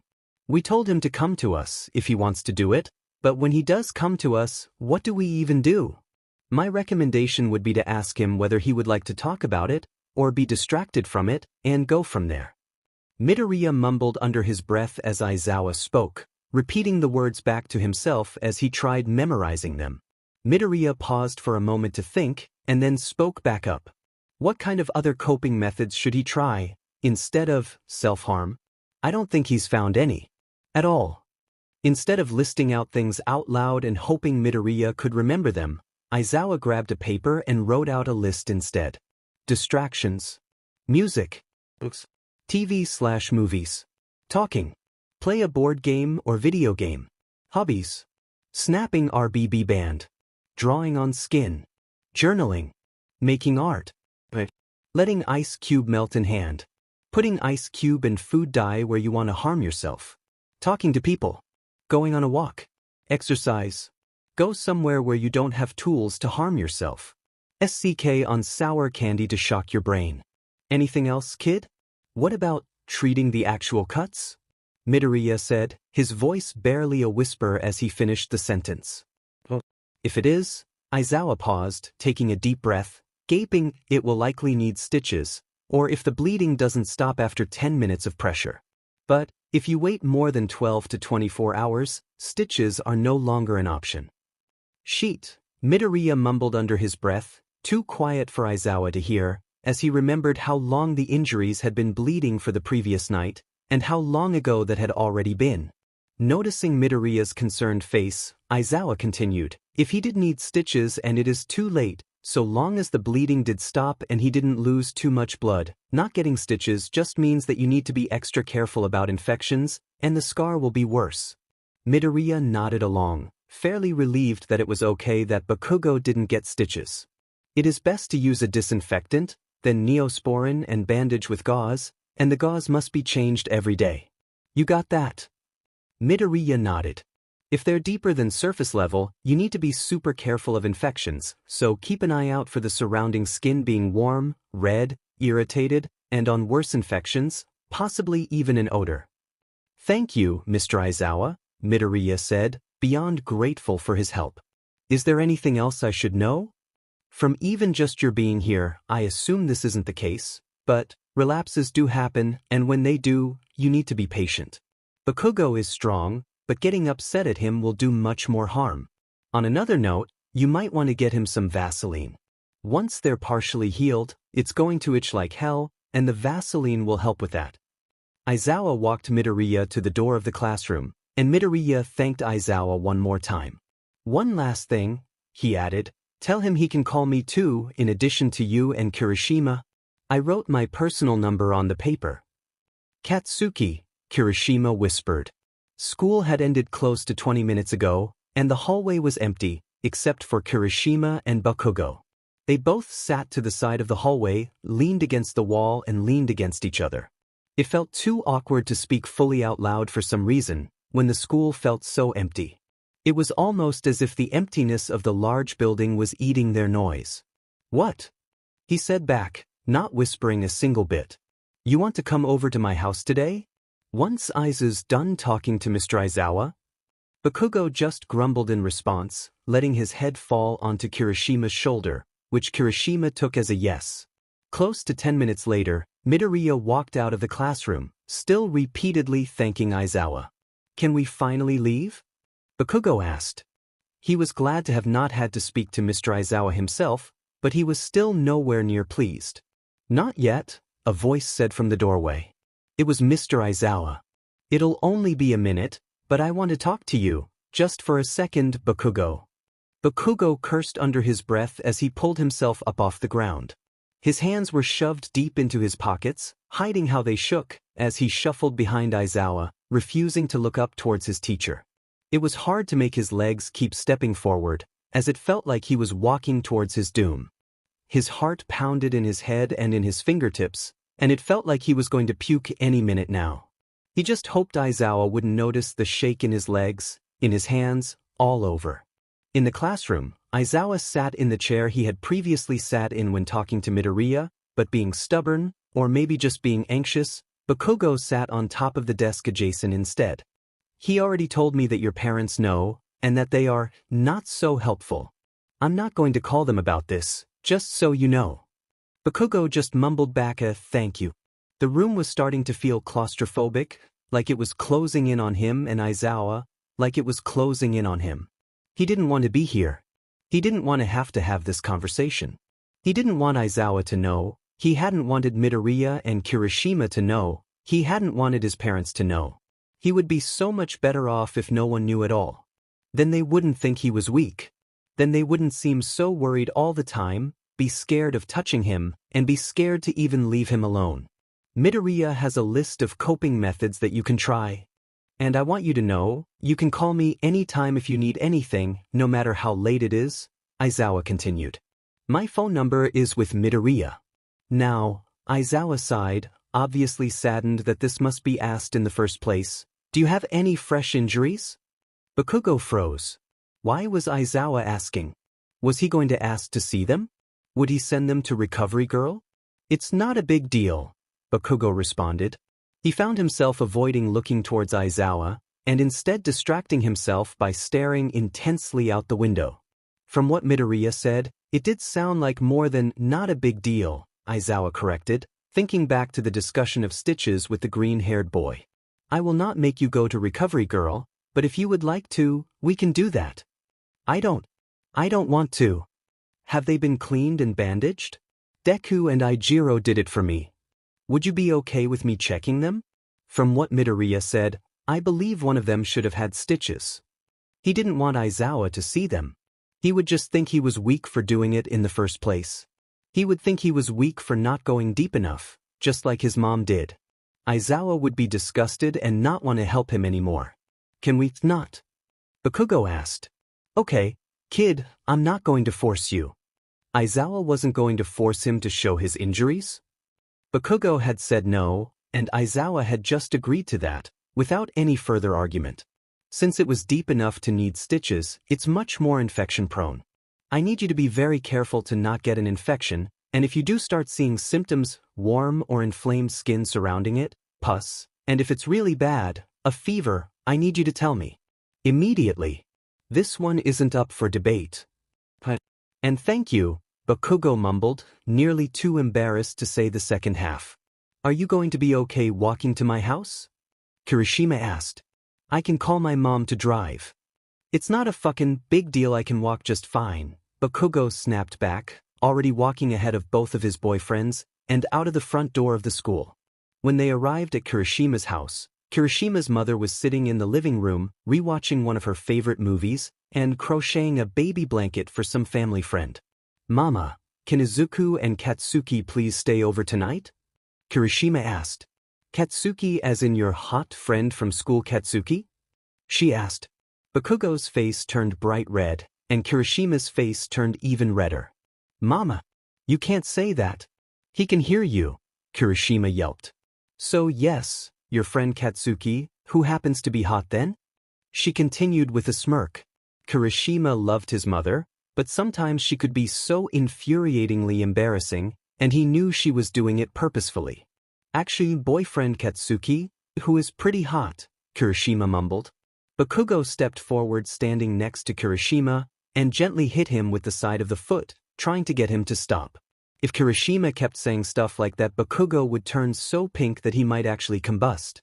Kirishima's mother's eyes went wide, and she whispered, "Boyfriend?" She immediately stood up and walked over to Bakugo, gently wrapping her arms around him. The first time Bakugo did this, with Inko, he had been tense and freaked out, but this time was different. This time, he let himself sink into the warmth of her hug practically immediately. It's okay. It'll be okay, Kurino, she whispered. Kirishima was about to get onto his mother, assuming that Bakugo was uncomfortable. He never seemed to like being held so long, other than the previous night, when he had initiated it himself. To Kirishima's surprise, Bakugo lifted his arms, slowly wrapping them around Kirishima's mother's back, returning her hug, so he decided to not step in. Kirishima's bedroom was quite different from Midoriya's. There were obviously a few Red Riot posters scattered around, mostly just on the ceiling, but for the most part, his walls didn't seem to reflect his interests. Also, his room seemed much cleaner, with many fewer dishes and much less laundry. In the bedroom, Bakugo was the first to speak up. Your mom already knows who I am? And you described me to your mom as... Bakugo's voice faded off as the tops of his ears and cheeks began to heat up again. Well, sorry? Kirishima responded. Ijiro here had a bit of a crush on you before we knew you were our soulmate, Midoriya explained, laughing at Kirishima with how much embarrassment was showing on his face. Really? Bakugo asked, his eyes going wide in shock. Really? Kirishima confirmed. Bakugo was spending the night at Midoriya's house, as he had been doing for many nights now. It seemed that he only ever went to his house to get clothes and things he needed, but rarely actually stayed there anymore. It was partially because he didn't want to be home and his boyfriends always offered for him to stay over, but also partially because Midoriya and Kirishima didn't want him to be alone, much less be alone with his parents. This specific night, it was just Midoriya and Bakugo. They had already eaten dinner, and it was close to 11 p.m. Since it was only the two of them, they were both able to fit in the bed. Bakugo was already in bed, and when Midoriya walked out of the bathroom and towards him, he immediately started laughing. Are those dinosaur boxers? He asked. Laugh all you want, but you know I look fantastic in these, Midoriya said, lifting his shirt, Kirishima's shirt, and hitting his leg, showing off the multicolored dinosaurs scattered across a dark blue background. Midoriya's hand rested on his leg, fingers just centimeters away from his own scars. They were still red dark pink and hadn't yet turned into bumps protruding from his skin, but they were fully healed, and for that, Bakugo was thankful. He smiled at Midoriya and pushed away the painful thought of his boyfriend being covered in scars like his. It's hard to take you seriously when you're wearing dinosaur boxers and a shark t-shirt, Bakugo said. You're dressed like a 7-year-old. I know you still like me all the same, Midoriya said, climbing into the bed next to Bakugo.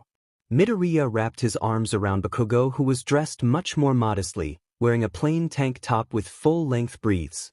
He knew Midoriya had already seen his scars countless times, and he knew Midoriya's opinion of him would never change. Despite that, a little part of his brain still insisted that if Midoriya saw him struggling, if Midoriya saw proof that he used to struggle, he would think he was weak. Or, Midoriya would not want to be with him anymore. We should go get you some real pajama breathes, Midoriya whispered. So you don't have to sleep in these things anymore. He put a hand onto Bakugo's breathes, feeling the dense texture of the breathes. They seemed cozy enough, but any breathes with belt loops, a zipper and a button were definitely not meant to be slept in. The two boys laid together in bed, too tired to do anything else that night, but not quite tired enough to sleep. Midoriya's hands gently skimmed over Bakugo's bare skin. His arms were covered in scars too, like his sides and thighs, but these ones didn't bother him so much. Most of the scars on his arms were from training or something of the sort, so he didn't mind them nearly as much as the others. Those scars were proof of how hard he trained, and how he would become a hero one day. I've always wondered, Midoriya whispered. How'd you get this one? Midoriya asked. His fingers. Skimmed his fingers over the scar diagonal across his bicep. The scar he had gotten while Midoriya and Kirishima were out getting boba.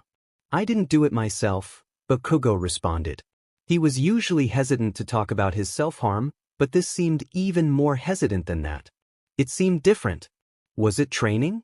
Midoriya asked, just hoping for the best, even though he could tell it wasn't. My mom, she never really hit me. Like, she'd kinda thwack me sometimes, that sort of thing. She only hit me for real when she was really mad. Midoriya was silent. The last time she really hit me, she was cooking soup. I think other times she'd hit me, she'd use whatever was in her hands, a hairbrush, spoon, book. She didn't realize she was holding a knife. Kaken, I'm so sorry. That was the only time she really apologized to me. And she hasn't hit me once since. I had to get 12 stitches. Bakugo felt tears begin dripping down his face. When he first got together with Midoriya and Kirishima, he would have tried to hide it, but now he just laid there and let himself cry. Midoriya's hands rested on Bakugo's face, carefully wiping away the tears with his hands. Sorry, I know you didn't ask for a trauma dump right now. I asked, 'cause I wanted to know. You have nothing to apologize for. When Midoriya said that, Bakugo began crying harder, mumbling more inaudible apologies. It's okay, just get it all out, Midoriya whispered, holding the boy tight to his chest as sobs racked his body. Once he had calmed down, Bakugo spoke again. Your mom's really nice, isn't she? He whispered. I guess we all have to have one shitty parent. Is your dad okay then? Midoriya whispered back. He tries his best. And yours? When he's home, he's good, Midoriya's voice trailed off. But I haven't even seen him in person for 4 years now. He'll pick up the phone if mom calls, but he never calls us either. Not even for birthdays or Christmas. Sounds like a bit of Eddie Dash, Bakugo mumbled. What about EI's dad? I've never heard about him at all. Ijiro never met him. I'm pretty sure he just left before he was even born. Well, that's a shitbag move right there. At least we have 3 decent parents between us, I guess. Yeah, at least we have that. Are you awake? Bakugo whispered. Midoriya shifted next to him, mumbling a small, mostly, back to him. I know it's a bad time, but Bakugo went silent, not sure how to say it. Is it? Do you want to hurt yourself? Midoriya whispered back, noticing Bakugo's mood. Bakugo nodded. Do you want a distraction? Or I can go grab the list Aizawa made, Midoriya said frantically. Just hold me. Please. Midoriya nodded, sitting up and pulling the boy into his arms. Bakugo seemed nearly limp when Midoriya moved him, fully pliant as he sunk into his boyfriend's chest. Midoriya's arms gently wrapped around Bakugo's back. Tighter, Bakugo whispered. Just hold me so tight that I can't move. As tight as you can. So I can't run. And so I can't think of anything else. Okay, Kaken, Midoriya whispered back, tightening his grip around his boyfriend. And Bakugo held on tight back. If he let go, he might try to run, so he held on tighter. Do you want to talk about it? He asked. Not now. Later, he mumbled. Bakugo tried apologizing. For what, he didn't know, but he tried anyway. He was just met by shus from Midoriya, trying to tell him to not apologize, that he had nothing to apologize for. They held each other for what felt like hours, until they were both so tired that they could barely keep on holding each other. Bakugo's grip began to falter as he began dozing off, but no matter how tired Midoriya got, he did not let go of his boyfriend. When they woke up the next morning, Midoriya was still holding Bakugo just as tight as he had been the previous night, even through his sleep. Once they had both awoken, Midoriya carefully asked, "Do you want to talk about it now?" With a nod, Bakugo began speaking. I don't know why it happened then, I was honestly scared of what I might have done if I hadn't woken you up. Was it self-harm or something else? Midoriya asked. Self-harm. But worse than usual, like I kept on thinking I had to go deeper, and that I had to do it somewhere more visible or else none of it's actually real. Or else I'm not sick enough to get help. I'm glad you woke me up, Kaken. Thank you. Back staying at Kirishima's house, both Kirishima and Bakugo had woken up much too early to actually get out of bed, especially since it was a weekend, but they both knew they stood no chance of falling back asleep. Tell me more about Mur and Rei, Bakugo said, breaking the silence. Really? Kirishima said excitedly, immediately pulling himself up to a sitting position. He really enjoyed sharing stories he had made himself, but sometimes got worried that others didn't feel the same or didn't want to listen to them, so he rarely shared them without being asked. And I'm sitting in your lap now, Bakugo added, placing himself on top of Kirishima's legs, leaning back into Kirishima's chest, and holding his boyfriend's hands together in front of his stomach as Kirishima continued telling the story. The second gravestone he told Mur about was Harriet. She had been Rei's grandmother, Caitlin's mom. When Rei was young, Caitlin and Harriet would always play a duet together when Rei or any of his siblings couldn't sleep, Caitlin on the violin and Harriet on the piano. When Caitlin had died, Harriet began teaching Raymond how to play the violin part of the duet. Now that Raymond had died, the violin was the only thing he could still touch without falling straight through it. Raymond had never been able to play the duet with Harriet. Before he had completed learning the full song on violin, Harriet had fallen ill with scarlet fever and passed. The third and fourth gravestone he spoke of was Bessie's and Abe's.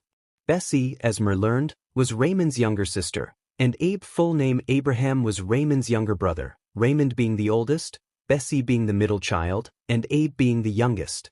Bessie had been born just 2 years after Raymond, and barely even remembered Caitlin. Abe, on the other hand, had been born even later and couldn't remember his own mother at all. Being the oldest, Raymond had much responsibility to take care of his siblings. Bessie and Abe both loved hearing stories of their mother, or fictional stories Rei would make up before bed. Soon after Harriet passed, Bessie did as well. At the time, Harriet, Rei, Bessie, Abe, and his father had been living together. Rei's father had evaded getting the fever by leaving the house. Rei, on the other hand, had no clue how he had evaded getting sick, as Harriet, Bessie, and Abe all had. Cats, I can't feel my legs, Kirishima said, carefully pushing Bakugo off his thighs. Bakugo shifted, patting his lap for Kirishima to sit there instead of the other way around. This time, they faced each other and Kirishima's legs were wrapped around Bakugo's back as he continued the story. Harriet passed after just 3 days of showing symptoms, and Bessie passed the next. Abe, on the other hand, had stayed sick for the next week, but with Raymond taking care of him, he was able to recover. When Abe was sick and Edmund, their father, had gone off who knows where, Raymond, at the age of 13, had dug the graves for both his sister and grandmother and buried them. As Abe recovered his health and learned of what happened to Bessie and Harriet, he began having nightmares which just got worse when Edmund came back. It had taken months of talking to Raymond for him to even begin talking about his father. From what Mur had gathered, he wasn't a good man. Even though it was more typical for the time, for Rei's time, for parents to hit their kids, that didn't make it okay. In addition, from how Ray seemed to talk about Edmund, it sounded possibly more extreme. As a younger kid, Ray had taken the blame with Edmund many times to protect Bessie and Abe, but now that it was just Edmund, Ray, and Abe, Raymond was no longer able to distract his father with his brother. Raymond was still only 13 and Abe was 8, and the toll his father's treatment was taking on him was becoming more and more visible. Each night, Raymond and Abe would lay together, Abe crying his eyes out into Raymond's chest, and Ray laying silently, just holding his little brother. He was struggling and wanted to cry just as much as Abe, but as the big brother, he had to stay strong. Time passed, and Abe began saying how he didn't know how much longer he could take this. That obviously worried Ray, but he didn't know what else he could even do. Whenever Mur would ask how Abe, Edmund, or Raymond himself had died, Ray would refuse to talk any more about that portion of his past. Instead, Mur insisted that they would learn the piano piece of Harriet and Caitlin's duet. "It gets darker, so I'm gonna wait till later for the rest if that's okay," Kirishima said. "Thanchim," Bakugo mumbled back. Still not ready to get up, the two boys just sat in silence together. Kirishima traced his hands over Bakugo's back. His hands slid up underneath Bakugo's shirt, not platonically, yet not sexually either. Skimming over the soft skin, Kirishima's hands accidentally floated to Bakugo's sides. "Sorry," he mumbled, shifting his hands away from the scarred skin. "It's okay. I don't mind if you don't," Bakugo whispered, gently guiding Kirishima's hands back to his sides. Kirishima's hands traced over the bumpy skin, much more hesitant than he had been on Bakugo's back. In a way, he was thankful for Bakugo's scars, because they were scars rather than the cuts they had been, and they proved he was getting better. Even if he may still have more slip-ups, they proved he had survived. "Sometimes, people act like they're not there, which can be nice," Bakugo whispered, setting his hand on top of Kirishima's, "but sometimes it's nice to be reminded. If they weren't there, that would mean none of the bad stuff ever happened. When people ignore them, sometimes, it makes me feel like that's 'cause there's not enough scars." So, recognizing the scars.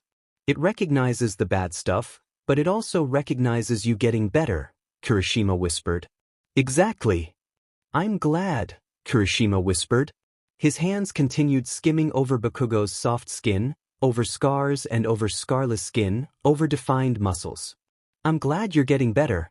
I'm glad that you're getting more comfortable in your own body. I'm glad you're here with us now." Bakugo was home, just for one night, as he had been doing once a week or so, 'cause it wasn't like he could just move out of his house and never see his parents again. Midoriya didn't know what was wrong with him, but he just couldn't stop himself from spiraling. He couldn't call Kirishima, he just couldn't tell Kirishima he was still thinking about harming himself. And he definitely couldn't tell Kirishima that he had done it before, and he was about to do it again. Like blade already in hand and breathes pulled down about to do it again. It wasn't like he could call Bakugo either. Bakugo needed his sleep, and with his mental state, Midoriya didn't want to put this on Bakugo. Before he even had a chance to think of the consequences, his legs were covered in angry red marks. It felt like his legs were burning and Midoriya couldn't stop crying because he couldn't believe how badly it hurt. He couldn't believe how long Bakugo had stood this pain, because the damage to Midoriya's legs right now wasn't even close to a fraction of what Bakugo had done to himself over just the past year. He sobbed, the tears would not stop, and Midoriya couldn't breathe. His phone dinged, and he could see a message from Bakugo. "I'm coming over," was all it said. 10 minutes later, Midoriya's bedroom door quietly opened, and Bakugo stepped in, shutting the door behind him. "I locked your front door behind me. You should really lock that before you go to bed," Bakugo said. He knew it was just because Inko was working a night shift, and she frequently forgot her keys, but saying that was much easier than talking about why he was there in the first place. "What happened?" "I just couldn't stop thinking." Bakugo sat down next to Midoriya, pulling a first aid kit and a pile of already stained washcloths from his bag and pressing them down onto Midoriya's thighs, trying to soak the blood.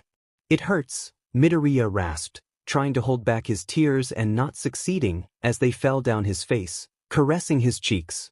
"Please, stop, it hurts," he cried. "Bear with me, Izuku.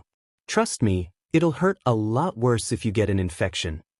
"I'm trying, but it hurts so bad," he sputtered out as Bakugo added an extra layer of cloth, continuing to put pressure on the wounds. Bakugo lifted one hand to Midoriya's face, wiping away the tears and brushing the hair from his eyes. "You're strong, you'll be okay. It'll be over soon," he whispered. When Mikuriya's legs were covered in gauze, and both boys were comfortably wrapped in a blanket, Bakugo spoke again. "I was up," he said. "You should have called me." "I'm sorry." Midoriya leaned over, letting himself lay in Bakugo's lap. Bakugo ran his fingers through Midoriya's curly hair.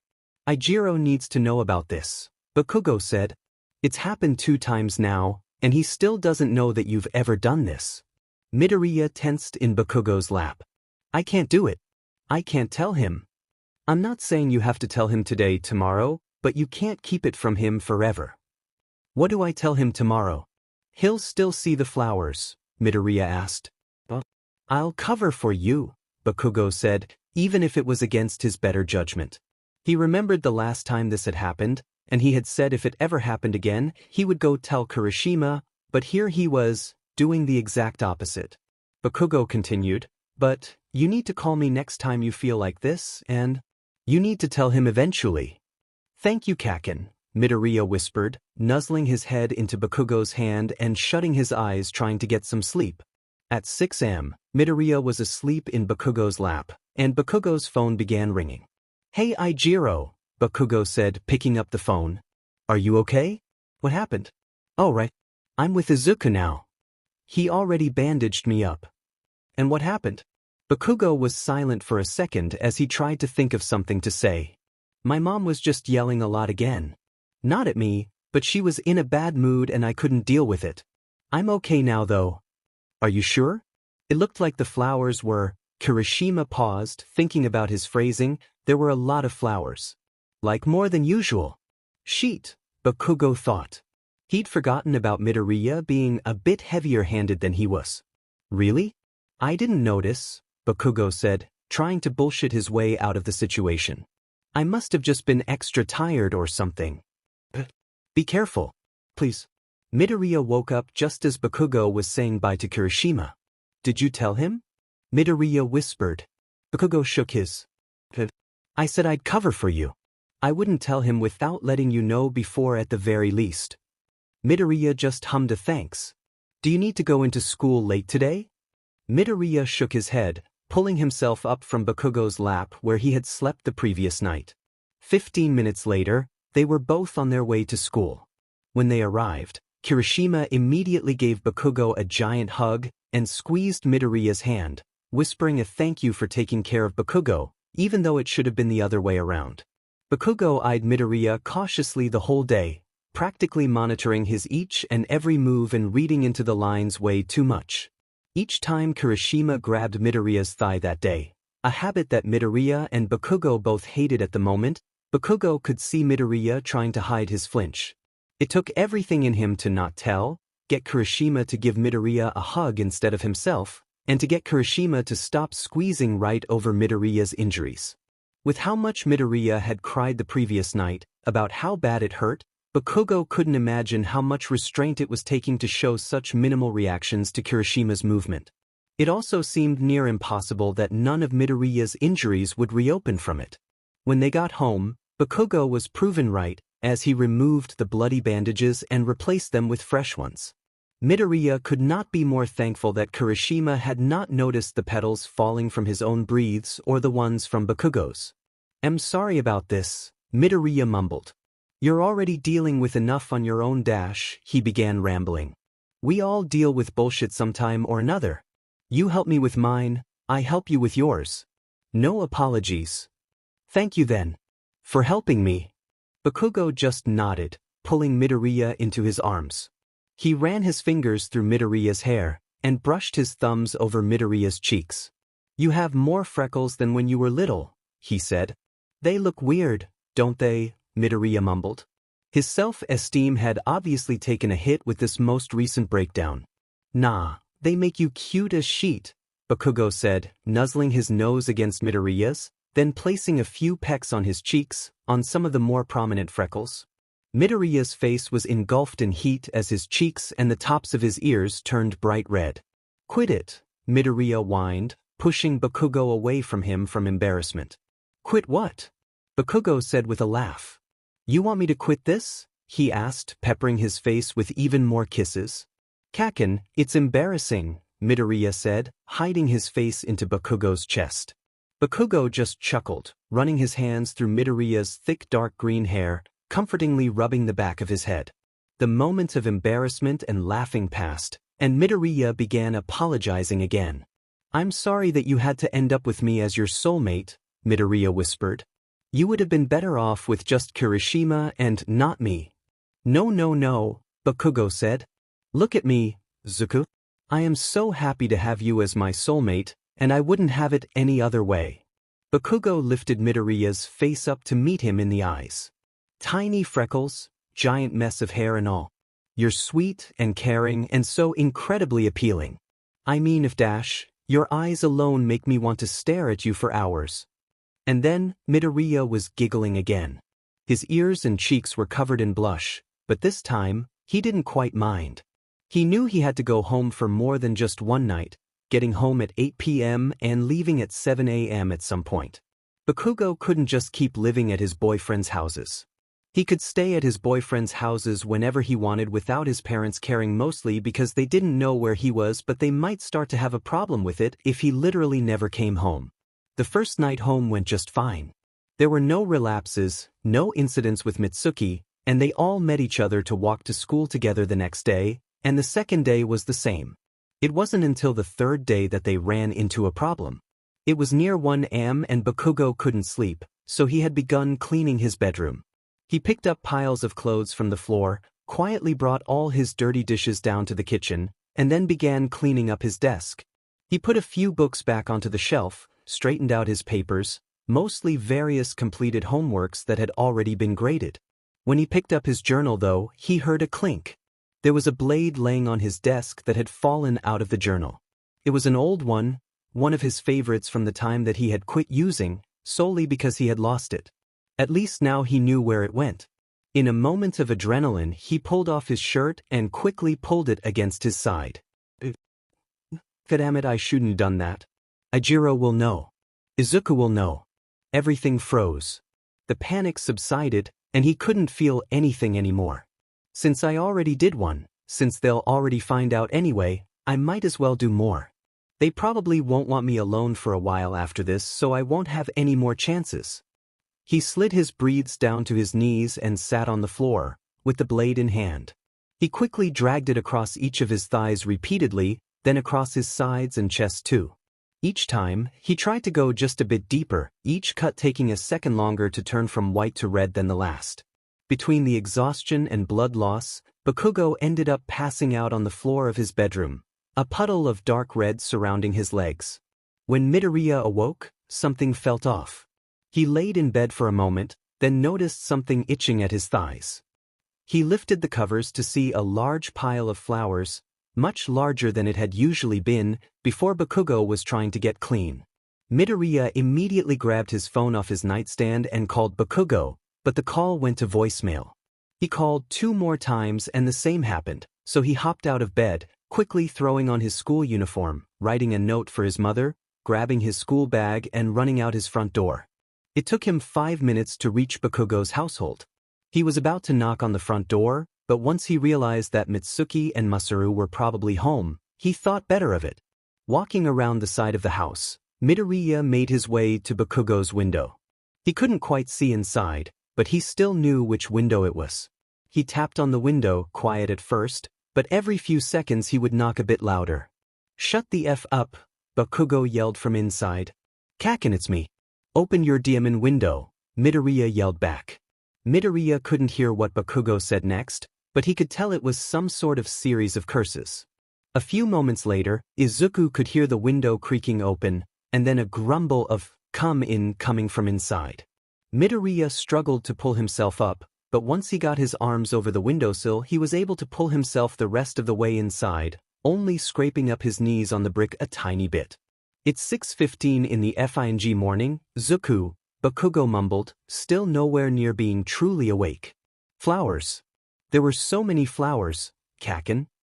Midoriya began to cry as he stepped forward, pulling Bakugo into his embrace. Since it was still so early, the room was nearly fully dark. Midoriya couldn't see Bakugo's injuries, and he couldn't see the puddle of blood on the floor. He led Bakugo to the bed, having him lay down, and then sat down just next to him. "Tell me what happened?" Midoriya asked. "I was cleaning and found an old blade. I did it without thinking." "How much sleep did you get? You must have been up pretty late." "I dunno, like 3 hours or so?" "Let's get you back to bed for a bit before school then," Midoriya whispered, pulling the blankets over Bakugo. Midoriya knew he couldn't let himself fall asleep. He didn't want Bakugo's mom to see that he was here, so instead, Midoriya sat on the floor, holding Bakugo's hand, rubbing circles into his palm while he went back to sleep. The window was still open, and a gentle, comfortably warm breeze flowed through the room. The room was near silent, and all Midoriya could hear was the light rustling of trees outside the window and Bakugo's shallow breathing. Close to half an hour later, Bakugo's phone began ringing and Midoriya scrambled to grab it, hoping he could get it before it woke Bakugo up. When he picked up the phone, a photo of Kirishima and the contact name Shitty Hertz 3 flashed across the screen, so he quickly hit accept call. "Katsuki, what happened?" Kirishima frantically asked. "It's me," Izuku responded. "Kaken's asleep right now." "Is he okay?" "I haven't checked the injuries yet, and he didn't get much sleep, but he's safe. I'm pretty sure it was a little while ago, 'cause I had to wake him up by banging on the window." "Should I come over?" Kirishima asked. "No, I think it'll be okay. I don't want his parents to realize we're here. I'll call to keep you updated, okay? Just check his injuries for me, okay?" There were a lot of flowers. Midoriya agreed, saying he'd see Kirishima soon, and hung up. "Kaken," Midoriya whispered, gently shaking the boy's arm. "What?" He whined, stretching out the word.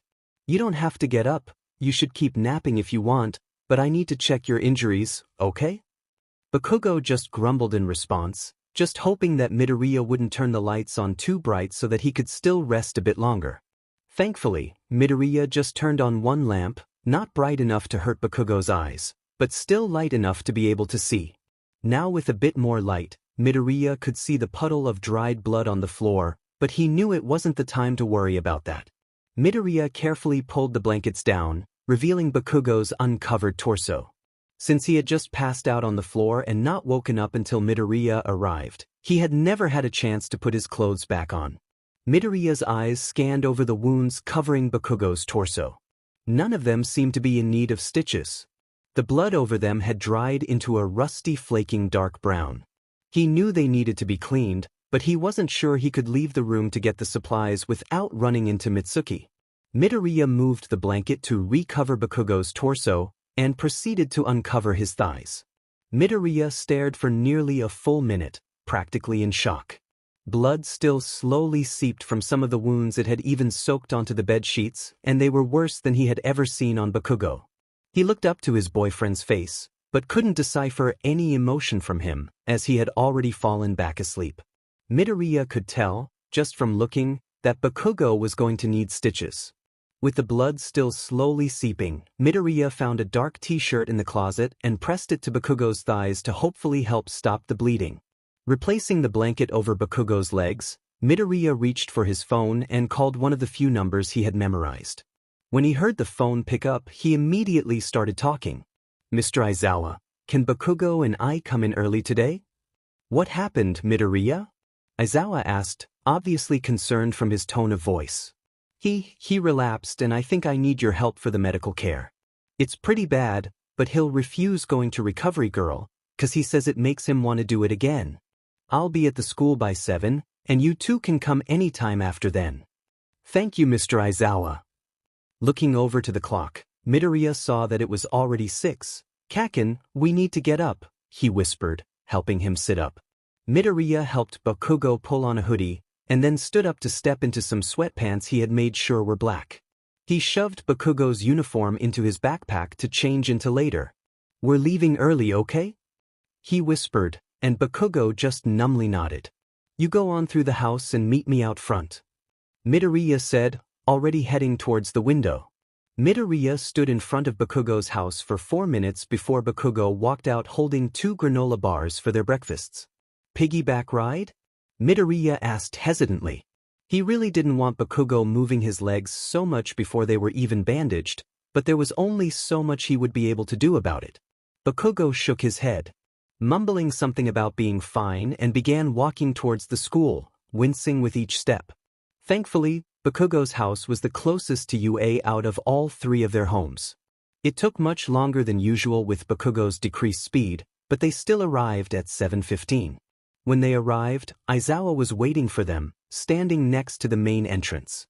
"Why is he here?" Bakugo mumbled. "I called him, 'cause the cuts on your legs were just really bad, and I can't take care of them myself. That's why we're here so early."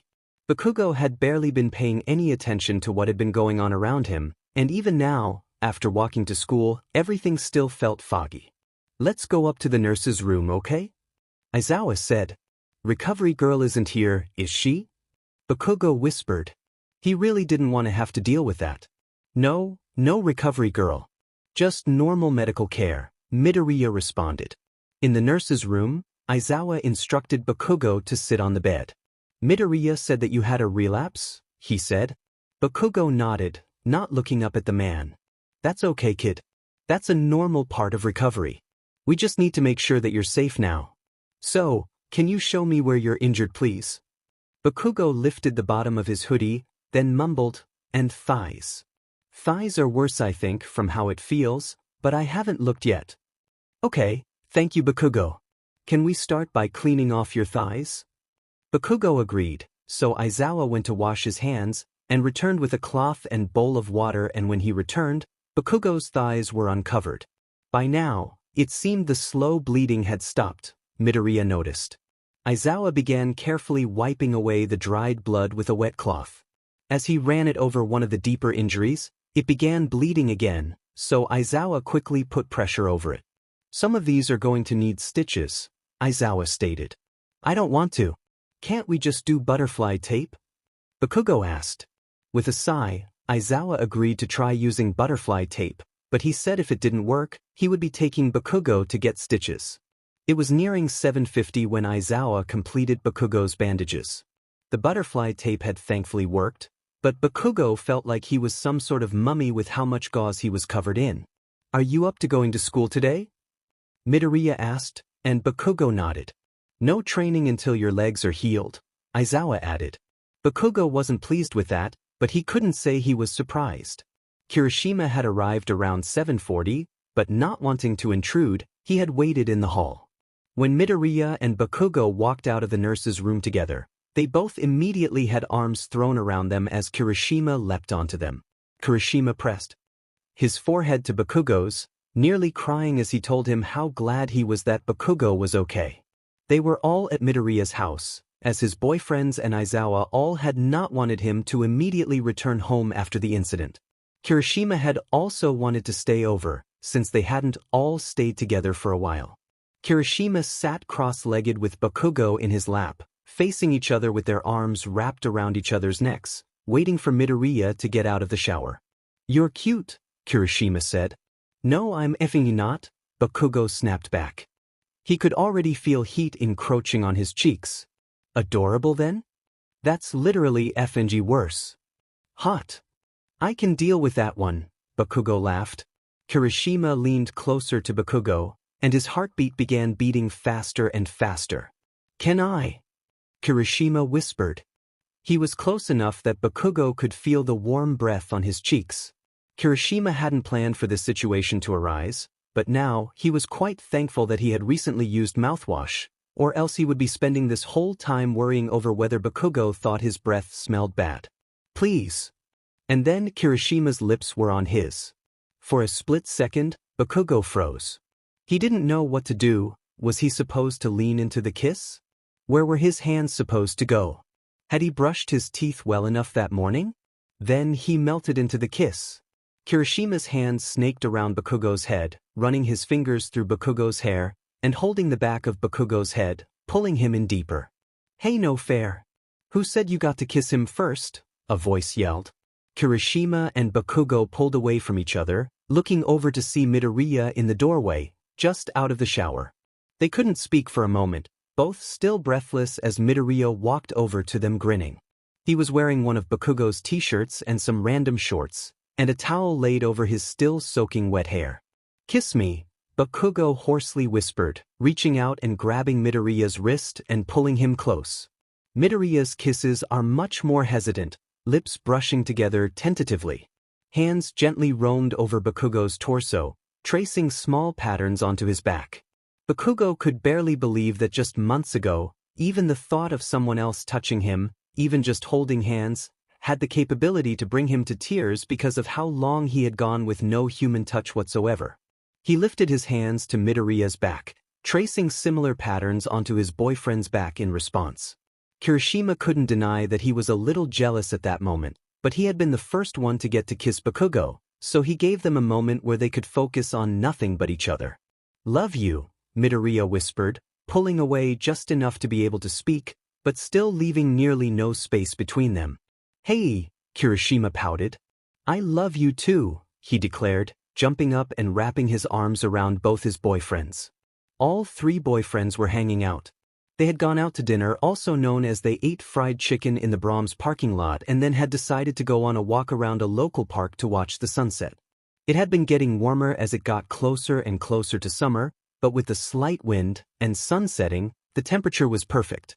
"Hey Eijiro, can you continue telling that story?" Bakugo asked. "The one from that night on the phone?" Kirishima responded. "Yeah, that one. We left off with Ray not wanting to talk about Edmund and Abe, right?" "Yep. It gets a lot darker from here, so be prepared. And Aizu, sorry if you're a bit confused," Kirishima chucked. "I'm pretty sure I've told you enough about it that it'll make a little sense." They continued practicing the piano piece until it was nearly perfect. They continued talking about Raymond's past and Mer's present.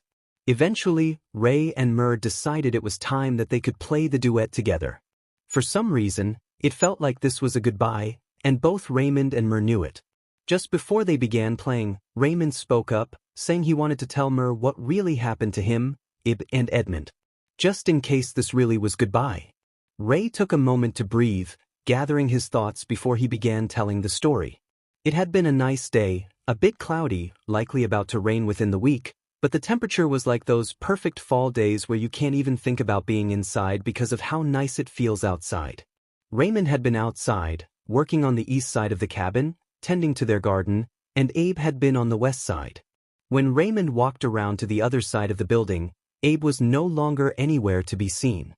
Before he knew it, he heard Abe's screaming, coming from in the forest. He began running, knowing what he would find. Edmund was always in a worse mood this season, since it was around the time Caitlin passed.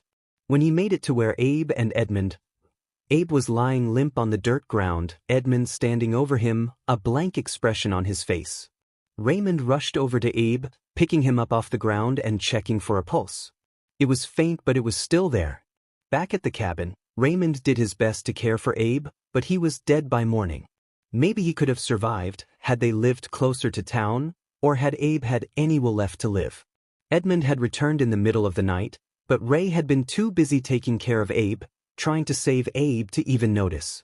The next day, Ray spent the whole morning and most of the afternoon digging his brother's grave and doing his best to carve a gravestone. For the third time in his life, despite being only, he carried his brother to the grave, saying his final goodbyes, and burying his siblings 6 feet under.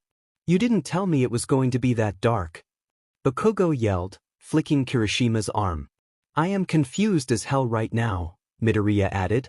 "Well, I don't think either of you are prepared for the next part if you thought that was the darkest part," Kirishima said.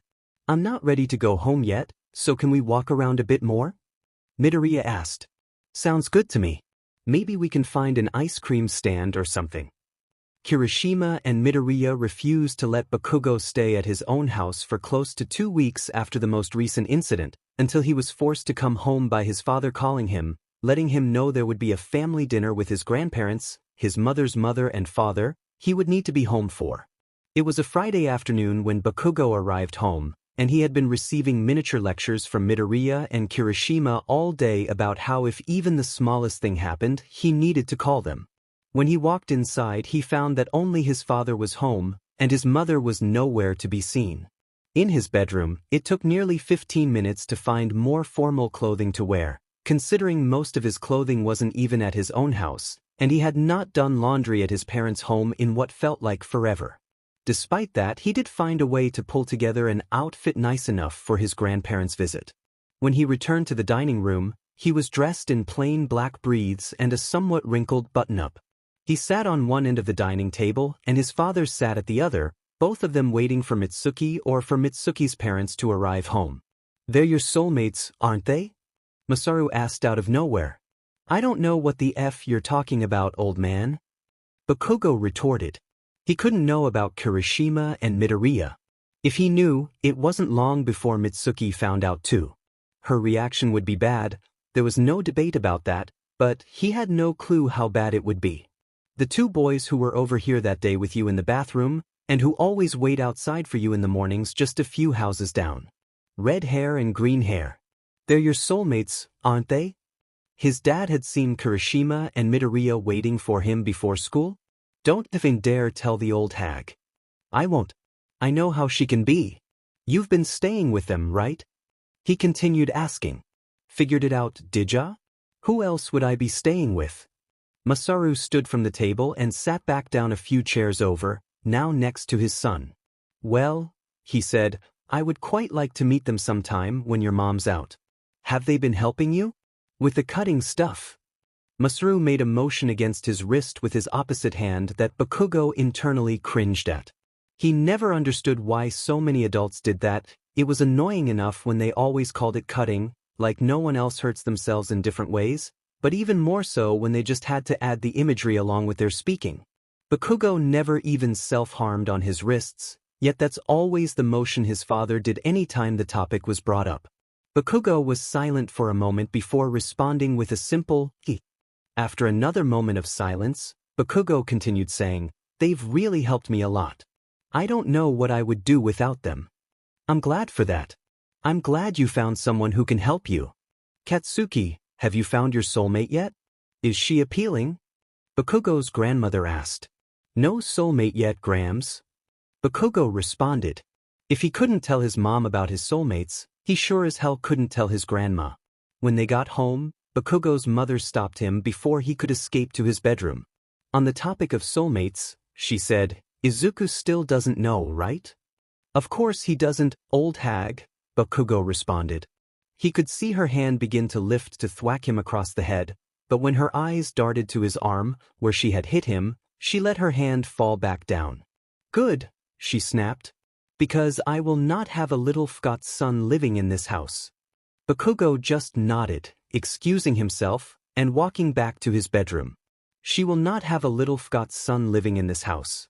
He wasn't just going to magically turn straight, and he couldn't exactly fully move out. She was going to have a little FG son, no matter what anyone did.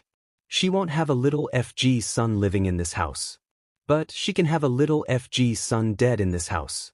He knew that train of thought was illogical, but that didn't stop his line of thought in any way. Bakugo had everything he needed in his room. He had kept it for years, in case of emergencies, but now, that didn't bode so well for him. He pulled the little box out of the closet, opening it, revealing a rope, already tied, a bottle of pills, and a knife. As he emptied it onto the floor, he began shaking. He didn't want to do this. Bakugo scooted as far away from the pile of stuff as he could. It felt as if he was there for hours, shaking and rocking back and forth, just trying to convince himself to not do it. He didn't want to, he really didn't, but when he had everything he needed to so close, it was much harder than he would have expected. He couldn't take this panicking any longer. It was already nearing 2 a.m., and Bakugo knew he should call Midoriya or Kirishima, but it was late, and he didn't want to wake either of them up. He reached for his phone and instead began dialing his most recently added contact. "Who is this?" a groggy voice said from the other side. "Bakugo." "Katsuki," he responded quickly.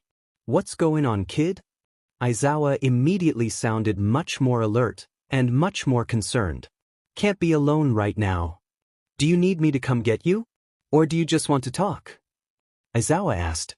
Bakugo didn't understand how he stayed so calm, yet did it in a way that was clearly intentional and didn't make it seem like he was just calm because he didn't care. I think you might need to. I don't know if I'm safe alone right now. Where are you right now? I'm at my house. Can we meet outside? I don't want to wake my mom.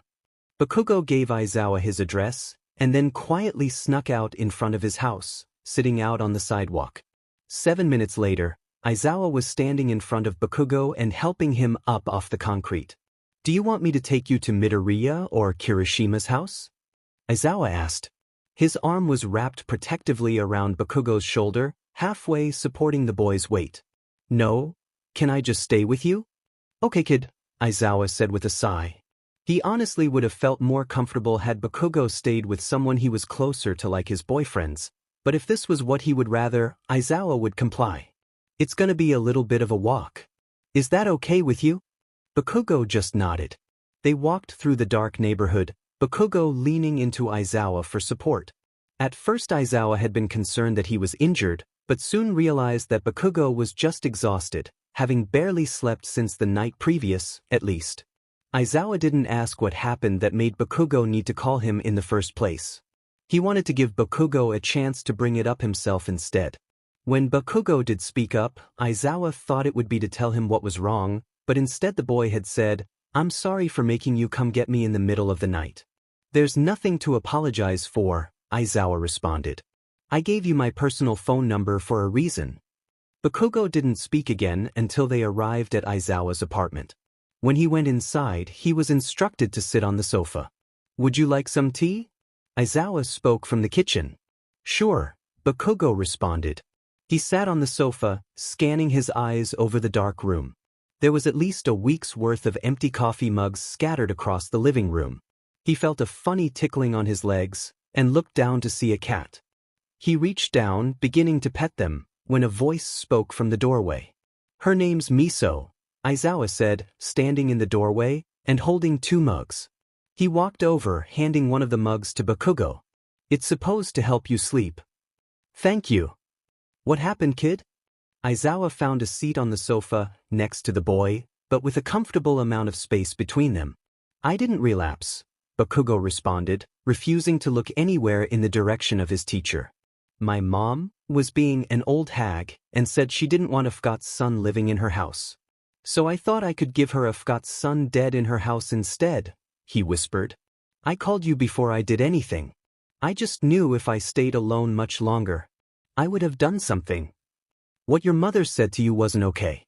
It says nothing about you and what you're really like. All it does is prove what a horrible mother she is.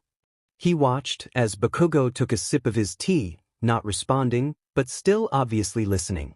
Did you do anything before you called me? Bakugo stayed silent for a few moments, still drinking his tea, before he answered. I got out the stuff to do it. I didn't do anything with them though.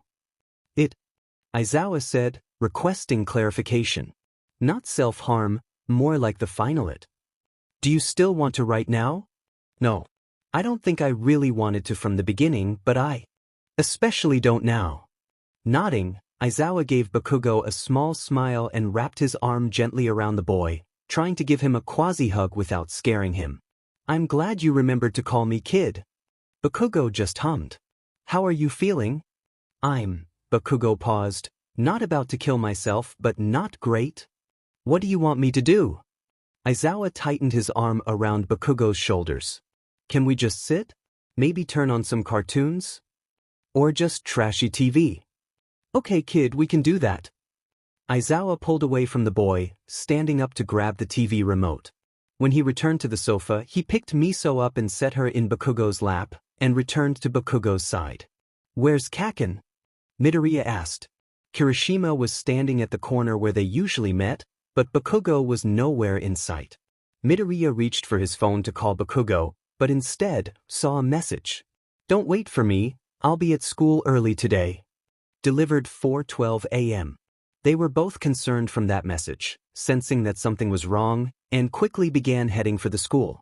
When they arrived, Midoriya sent a message, asking where Bakugo was when they found he was nowhere to be seen in the classroom. Within a minute, he got a response saying, Teacher Lounge. When the two boys walked into the teacher lounge, they found that their boyfriend was sitting on the sofa, a cat in his lap, and Aizawa drinking a mug of coffee just next to him. "What's going on, cats?" Kirishima asked. "Just had a bad night," called him. Bakugo gestured to the teacher sitting next to him. "And this is the sweetest cat I have ever met," he said, continuing to slide Miso's back as she laid, purring in his lap. Since Bakugo and Miso had gotten along so well and Bakugo had seemed to need the extra comfort, Aizawa had ended up bringing her to school with them. "Bad night?" Midoriya questioned. "Yeah. The old hag was being bitchy. I didn't want to be alone, so I called Mr. Aizawa." Midoriya glanced over his boyfriend, trying to visibly check that everything was alright. He had no visible injuries, no bruises which wouldn't usually cause flowers depending on the severity. He seemed happy, content, where he was, with the cat in his lap, and laying on the sofa comfortably, just inches between him and Aizawa. "Bakugo, if you would like, you can do your work here today.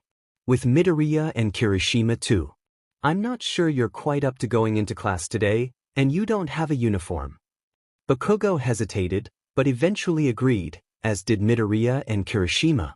For the whole morning, the three boys sat together in the teacher lounge, working through their assignments, rotating between sitting on the sofa and on the floor at the coffee table. Every hour or so, a teacher would enter the room, greeting the three boys. Considering there were no questions asked, they guessed Aizawa had already told the teachers. At lunch, Midoriya ventured down to the cafeteria, returning with 3 trays of that day's school lunch: rice, beef and vegetable stir-fry, soup, and a small packet of cookies. It wasn't until mid-afternoon that they asked about the previous night. "What really happened last night?" Kirishima asked. "What do you mean?" "The old hag was just being a beach." "What happened that made you need to call Aizawa?" "She essentially said she didn't want a gay son living in her house. I went off the deep end, and was convinced that meant she wanted a gay son dead in her house."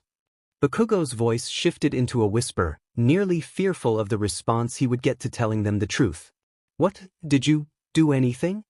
Midoriya asked, scooting closer to Bakugo until the sides of their thighs touched. "No. I panicked a bit, but before I did anything, I called Mr. Aizawa. He came to pick me up around 2 in the morning. He offered to take me to your guys' places, but I just went to his place, 'cause he was already awake." "Did he help you?" "Yeah. He made me tea, let me hold his cat. He sat with me on the sofa for hours, watching cartoons and sheet, till I finally passed out." "I'm glad you called him Bakugo," Kirishima said, grabbing his hand and squeezing. "And I'm sorry that you had to go through that." "It's okay. I'm feeling a lot better now." "I know, Kaken. I know you did everything you were supposed to, but would you be okay with staying at my house, or Kirishima's, for a little while?" "Are you kidding?" Bakugo yelled. "I would rather stay with you guys. I just went home occasionally when I got worried about staying over too much." "You don't need to worry about that," Kirishima said. "We love it when you stay over, and both my mom and Inko do too." It was Saturday morning, and Bakugo wasn't responding to his messages. Bakugo had spent the previous night at his house, and Kirishima was busy going and seeing family out of town, and Midoriya was getting more concerned by the minute. He checked his watch, looking to see if it was already past 9, when Mitsuki left for work, and it was. He grabbed his backpack, threw a few snacks, some cozy clothes, and a journal into it, let his mother know he was leaving, and went on his way towards Bakugo's house. Summer was nearing, and Midoriya was glad it was still so early in the morning, because he could tell that it was not going to be a nice day to be outside. When he knocked on the front door, he was greeted by Masaru. "Izuku," Masaru said, his voice masked with a questioning tone. He stepped to the side, allowing Midoriya to step inside. Masaru had obviously recently gotten up, with his disheveled hair, nearly full cup of coffee, and the bathrobe, t-shirt, and plaid PJ briefs. "Yes, sir, I am," Midoriya responded. "Katsuki's soulmate?" he asked, then corrected himself by saying, "One of Katsuki's soulmates." "You know? That he has 2 soulmates?" Midoriya whispered. "Yes, I know. And I know he's been staying with you, and the red-haired kid. I wanted to thank both of you for taking care of him. He seems to really need that time away from here." Midoriya nodded along. a small smile creeping in on his face as he realized how truly different Mitsuki and Masaru were. I'm assuming you're here to see him. I think he's still sleeping, but he won't mind if you go ahead and go in. It's the last room on the left. Thank you, Mr. Bakugo, Midoriya said, and then shuffled off towards Bakugo's bedroom. Kaken you up? Midoriya said, standing just inside the doorway. It was still early, but with the time that Bakugo went to bed, it was rare for Bakugo to sleep past 6:30, even on weekends. Bakugo grumbled back, pulling the covers over his head. Walking over and sitting on the edge of his bed, Midoriya placed a hand over what he assumed was Bakugo's shoulder. What's going on, honey? He asked. Never called me that before, Bakugo mumbled, ignoring Midoriya's question. Midoriya pulled back the covers just enough to reveal Bakugo's head. Despite the blanket now being wrapped around Bakugo's neck, Midoriya still could not see his face, as it was buried into a pillow. What's going on? Midoriya asked again. You're usually up 3 hours before now at least. I've been up for like 4. And you haven't gotten out of bed at all? Bakugo shook his head. Midoriya reached his hand down, turning Bakugo's face to face him, and his face was nothing but pure exhaustion. I know I look awful. You shouldn't have to see me like this, Bakugo whispered, turning his face back away from Midoriya. No, Midoriya said, you're just having a bad day is all. And that's perfectly okay. The hand was placed on Bakugo's face, his thumb rubbing gently over Bakugo's cheekbone. Midoriya looked around the room, seeing its worse-than-usual state, with many days pile-up of laundry and dishes. Did this just start today? Midoriya asked. Bakugo shook his head, and he took a deep breath, as if he was gaining the energy to respond. It started a while ago, today's just the worst. You didn't tell me or Ijiro. I didn't notice, till it got real bad. How about we do a little self-care today then? Bakugo hesitantly nodded, unsure of what this would involve. Midoriya pulled back the blanket a little further, encouraging Bakugo to get out of bed, just to reveal that he was still wearing his school uniform from the previous day. Let's get you in some cozier clothes first, Midoriya said, already reaching into his bag and pulling out one of his hoodies and setting it on the bed. He had to do most of the work, finding the clothes, getting Bakugo out of his uniform, and getting him into the sweatpants and hoodie, but 10 minutes later, Bakugo was out of his school clothes and sitting upright, which was definitely progress. Are you okay if I leave for a minute? If you aren't, please tell me. Yeah, I'll be FNG fine. Don't freak out, Bakugo said, his voice lacking its usual snap. 15 minutes later, Midoriya returned, holding 2 bowls of oatmeal and 2 cups of tea. Bakugo had no clue how he'd balance them all. Your dad made the oatmeal. He added apples and cinnamon for you too, Midoriya said, passing Bakugo a bowl and a mug of tea. Thank you. Bakugo sat silently on his bed as he ate, not raising his eyes from the bowl of oatmeal once. After just a few bites, he stopped eating altogether. Are you full? Midoriya asked, noticing the bowl sitting in his lap. I'm just not hungry. Midoriya took the bowl from Bakugo's lap and set it on Bakugo's side table along with piles of dishes from the past few days. Do you think you could take a shower? That sometimes makes me feel better. Bakugo turned his head toward Midoriya, thinking of a response. Only if you're with me, is what Bakugo finally settled on. It felt like he'd been alone for so long. Now that Midoriya was there with him, he didn't think he could stand to leave his side. In the shower? Or just in the bathroom? Shower, if not, bathroom, wherever. Just not alone. He shouldn't have asked Midoriya that. He didn't mean to make Midoriya uncomfortable, and now that Midoriya was uncomfortable, he was going to leave. Bakugo was going to be alone again, without Midoriya there. Let's go get some water running then, Midoriya responded, interrupting Bakugo's thoughts. Bakugo followed Midoriya all the way to his bathroom. It was strange to see Bakugo so quiet and subdued. Midoriya reached into the shower, turning the shower nearly all the way to hot. Turning to Bakugo, Midoriya reached his hands up, brushing over Bakugo's hair. We're gonna need to condition this, for sure, he said, running his fingers through the knotted hair. Once the water was warm enough, Midoriya asked, Can you undress yourself? Bakugo nodded, so Midoriya turned away, pulling his own clothing off as Bakugo did the same behind him. Midoriya held out a hand, steadying Bakugo as he helped him step into the shower. It was warm, and the water pelting down on Bakugo's back felt wonderful. He leaned forward, letting his head rest in the crook of Midoriya's neck. He felt himself begin to tremble, as if he were crying without the tears. "It's okay," Midoriya whispered. He rubbed circles onto Bakugo's back, doing anything he could to comfort the boy. Midoriya laid a hand in Bakugo's hair, tilting his head back into the water. Bakugo sighed as he felt Midoriya began massaging shampoo into his hair. The touch was gentle, fingers rubbing his scalp, and gently working his way through the knotted hair. Once his hair was fully soaked through with conditioner, Midoriya had Bakugo turn around and began rubbing a soapy washcloth in large circles over his back. There were more recent scars than there had been previously, but Midoriya thanked God that everything was still fully healed, and nothing from the past week that Bakugo had been on a downward spiral. Turning Bakugo back around, Midoriya rubbed the cloth over Bakugo's chest and stomach, and tried doing the same for Bakugo's arms, but Bakugo pulled away. "What's with your arm?" Midoriya asked, trying to lean to the side enough to see Bakugo's arms held behind his back. "Come on, you don't need to be scared, honey." Bakugo hesitantly released his arms, placing them back at his sides. Midoriya carefully caressed his arm, holding it in between them, trying to see past the water falling over both of them. Gently, Midoriya brushed his thumb over the red, irritated skin. "What did you do, Cats?" he whispered. "If I don't bleed, you don't see it." "The flowers," Bakugo whispered back. He hadn't meant to scratch himself, he had just done it in a fit of panic, and he realized that the relief wasn't the same, but it was something, and Midoriya and Kirishima didn't have to know about it. "It's still hurting yourself. You can call me anytime. You should call me when you feel like that." 15 minutes later, both boys were out of the shower and wrapped in fluffy blankets. Bakugo had refused any sort of bandages on the irritated skin across his arms, which Midoriya was not pleased with. They sat together on Bakugo's bed, and Midoriya held the other's arms in his hands.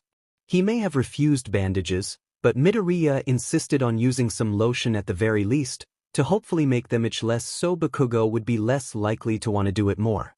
When Midoriya began getting dressed, he heard Bakugo speak again. "Those are my fault," Bakugo said, his brow furrowed in concern. Midoriya followed Bakugo's gaze down to his own thighs.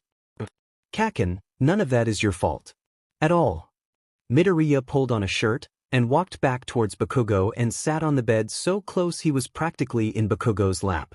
"These," Midoriya said, skimming his fingers over the pink lines on his thighs, "are not because of you, and never will be." "But Bakugo tried saying, but he was hushed by Midoriya. "Let me tell you something," Midoriya began saying, as he wrapped an arm around Bakugo's back. "It was a long time ago, before you started self-harming, but do you remember any strange petals coming from the top of your head?" Bakugo froze for a moment and then slowly nodded his head. "You know, I can be really anxious. I was that way when I was a kid too, obviously. When everything got to be too much and I'd start to panic, I would scratch myself." Midoriya lifted Bakugo's hand to his head, guiding his fingers to a memorized spot on his head. "There's still a bump there from how much I would scratch at it. That's self-harm, and I did that before you ever started self-harming, to my knowledge." Bakugo let his hand relax, still pressed onto Midoriya's head. "I guess what I'm trying to say is, I did this stuff without even meaning to, before I even knew what self-harming was. None of this was ever your fault. Do you still do that? With the scratching?" Bakugo asked, looking up to meet Midoriya's eyes. "It happens occasionally when I'm stressed and zone out a bit too much. But now, I catch myself before it gets too bad, like it used to." "Good. Do you still think those scars are your fault?" Midoriya whispered. Bakugo shook his head, leaning forward, wrapping his arms around Midoriya's back and burying his face into Midoriya's chest. Midoriya didn't know how much time had passed when Bakugo did finally detach himself from his chest, but Midoriya had not minded. It was honestly nice to have the warmth of his boyfriend in his lap. "Are you feeling any better?" Midoriya asked. "Only a little. Still mostly feel like shit. Feeling better's a lot harder than it's supposed to be." "Yeah, it can be," Midoriya said, giving him a gentle smile. This happens to you too, right? You mean depressive episodes? Bakugo nodded. Yeah, they do. I had them more when I was a bit younger than I do now though. What would you do? How'd you get through it? I had different things I'd try to do. I've been going through the list with you already, actually, getting you in clean clothes, taking a shower, trying to get some food in you. I'm tired of feeling like this. Can we, Bakugo paused, do more stuff from that list? Midoriya nodded. How about cleaning your room up a bit? I'm here to help so it shouldn't be so bad. Bakugo nodded and pulled himself up from the bed, awkwardly standing as if he was waiting for Midoriya to tell him what to do because he was. Noticing, Midoriya said, how about you pick up some of the dirty laundry, and I'll work on the dirty dishes? After half an hour of cleaning, Bakugo's room was still nowhere near what would be considered a properly clean room, but it had made much progress. There were no longer clothes scattered across the floor, nor were there dishes on every possible surface. The clean clothes hadn't been folded, but at least they had been put in drawers, and the other items laying across the floor hadn't been put in proper spots exactly, but at least they were in the closet where they weren't visible, weighing down the whole room. Just as they were finishing up cleaning the room, Bakugo looked over to see Midoriya about to pick up a book off the floor. One specific book Bakugo kept there for a reason. Wait, don't dash, Bakugo said. It was half a second too late, and Midoriya had already picked up the book. Please don't be mad at me, Bakugo pleaded. I'm not mad, Midoriya said, picking up the blade off the floor from where it had been hidden underneath the book. Bakugo could feel his heartbeat speeding up, and his whole body was going tingly. With a giant lump in his stomach, it felt as if he was going to puke. I'm not going to take it unless you say you're okay with that, Midoriya said, shocking Bakugo. Are you okay with that? Bakugo shook his head, scared to even open his mouth with how nauseous he had gotten. Okay, Midoriya said, I still need you to tell me, are there any others in here? Bakugo nodded. Underneath my lamp and behind that poster, Bakugo said, pointing to the wall, and trying to ignore how much his hand was shaking. And one in the middle drawer of my desk, underneath the pens, and the last one's in the back of my notebook for school. In my backpack. Midoriya nodded, not showing any positive or negative reaction to Bakugo's words. I'm not going to take these, Midoriya said. But I'm going to clean all of them, and we're going to find somewhere more sanitary to put them. Is that okay? Bakugo nodded again, following Midoriya to the bathroom where he washed the blades and wiped them down with rubbing alcohol. When they returned to the room, Bakugo suggested they put them in his bedside table, but Midoriya refused. We should find somewhere farther away from your bed. As a safety measure. Eventually they settled on putting them in a plastic bag and set it in the windowsill behind the curtain.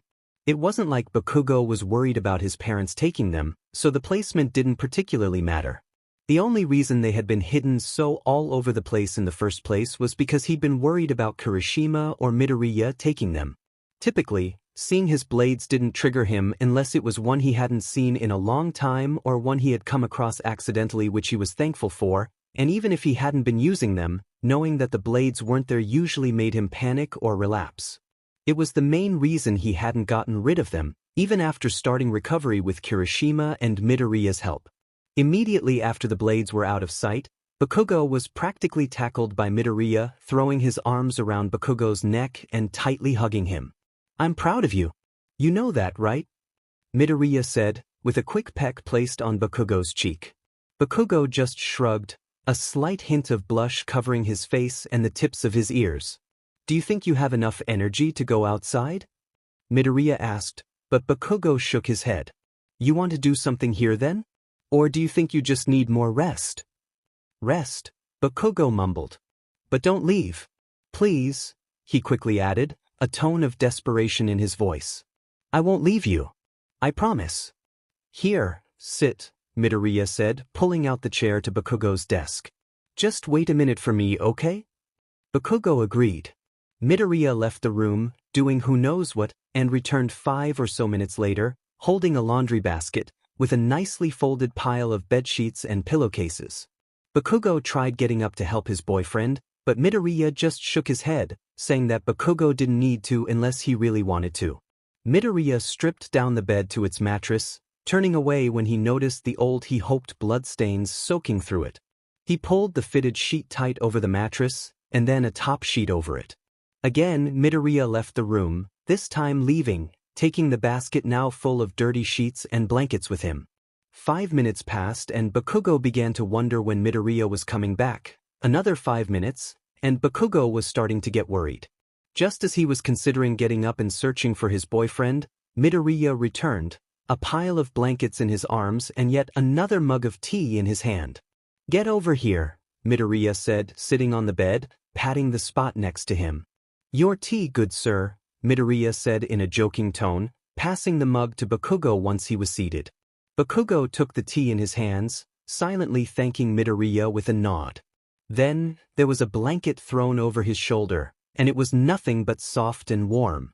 The blanket was wrapped around his left side, and Midoriya's right, with their sides pressed flush against each other. Bakugo could now tell why Midoriya had been gone in the first place. With how warm the blanket was, there was no way that Midoriya hadn't put them in the dryer to warm them up. "This is kinda nice," Bakugo said, letting his head fall to the side, laying on Midoriya's shoulder. Before he even knew it, he was half asleep and the mug of tea was removed from his actively faltering grasp, and then he was fully gone. For the rest of the morning, Midoriya sat, Bakugo napping leaned onto him. It was almost as if he was scared to move, scared to wake Bakugo. He was so utterly exhausted. This episode seemed to be one where he wanted to sleep, and could barely get himself out of bed, yet he could not seem to fall asleep. Midoriya would be shocked if Bakugo had gotten more than 3 consecutive hours of sleep over the past week. He knew that Bakugo needed any sleep he could get, and by no means was Midoriya going to interrupt that. When Bakugo came to, everything was foggy. He tried opening his eyes, but he still couldn't see more than a few blobs, and the light was so bright that he found it more comforting to not see at all. He didn't know where he was. He just knew he was warm and he felt safe. Safer and cozier than he had in a while now. Right? He was having a bad week before now. Why had he felt bad in the first place? He couldn't quite remember. As he stretched his mind, trying to reach the distant thought, it all came rushing back to him, and it felt as if he was being crushed by the weight of reality. "I'm so sorry," he whispered, trying to stifle his tears. "What are you sorry for, honey?" That was Midoriya's voice. Midoriya was here. Midoriya didn't hate him. Midoriya was there, sitting with him, and had an arm wrapped protectively around him. "I was an a-hole. I am an a-hole." "What do you mean, cats? Do you not remember all the shit I said to you in middle school?" Midoriya froze. Of course he remembered the things Bakugo said to him in middle school. How could he forget? But that's now what was important. What's important is that he doesn't say things like that anymore. "God, what if you actually followed through with half the things I told you?" Bakugo's voice was panicked as all the possible situations ran through his head. He couldn't even imagine what he would do now if he lost Midoriya. "I'm so sorry. I'm so effing sorry. Please, just tell me what I can do to make it up to you. Tell me what I need to do for you to forgive me." "Kaken, I forgave you for that stuff a long time ago. We've all been little sheets as kids at some point or another. Stuff you said wasn't okay, but I know you would never say it now, and that's what matters to me. But did you believe those things I told you? Do you still?" Midoriya was silent for a moment. Part of him wanted to keep it a secret, to never speak of it again, but the part of him that valued honesty and being open with those he was close to was still stronger. "Only sometimes now. Less than I did in middle school. Did you ever do anything that I said you should have?" Bakugo's voice was heavy with fear as his own words echoed through his head. "If you believe they're holding your quirk over in the next world." He didn't mean it. He never meant it. There were many things he regretted and wished to take back from his lifetime, but none as much as those words he spoke.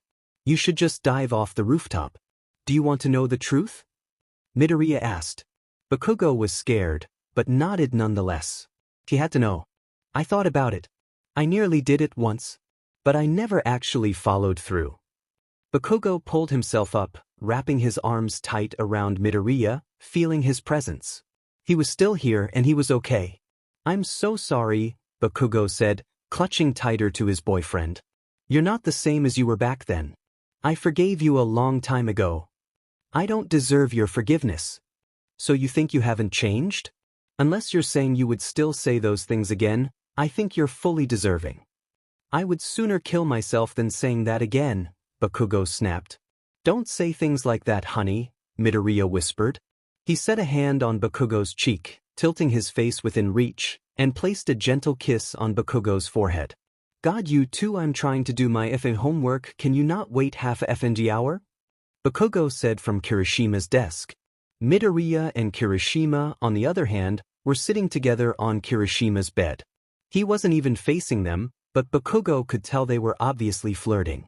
Then finish your DMN homework faster and get over here, Kirishima yelled back. He fell backwards, grabbed Midoriya's shirt and pulled him down with him, and drew him into a deep kiss. 10 minutes later, Bakugo flopped onto the bed, right next to Midoriya straddling Kirishima. Before he knew it, Midoriya had rolled over and straddled him instead. Bakugo's eyes were half closed by the time their lips met. It was soft and it was gentle, Midoriya's breath tickling his face. Just from kissing Midoriya, Bakugo could taste Kirishima, or at least his green apple chapstick Bakugo constantly made fun of him for carrying around. Bakugo slid his hands under Midoriya's shirt, pulling him closer, hands resting on his shoulder blades. Midoriya pulled back for a second to speak.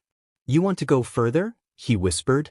Bakugo pulled himself up to a sitting position, letting Midoriya slide off his lap, and nodded. Not all the way. Just what you want, he said. Both boys turned to Kirishima, asking him just with their stares. Kirishima made his way over to Bakugo, sitting behind him and resting his chin on Bakugo's shoulder. I'd like that, Kirishima said quietly, not needing to speak any louder with how close their faces already were. Midoriya's fingers played with the bottom of Bakugo's shirt, looking up to him and seeing if he was okay with taking his shirt off. In a minute, Bakugo said. Yours first. Midoriya nodded, pulling his shirt off and throwing it onto the floor. Midoriya looked up, seeing both Kirishima and Bakugo's faces turning increasingly pink. Zoo, Bakugo said, his voice made of practically nothing but air. Since when do you have so much muscle?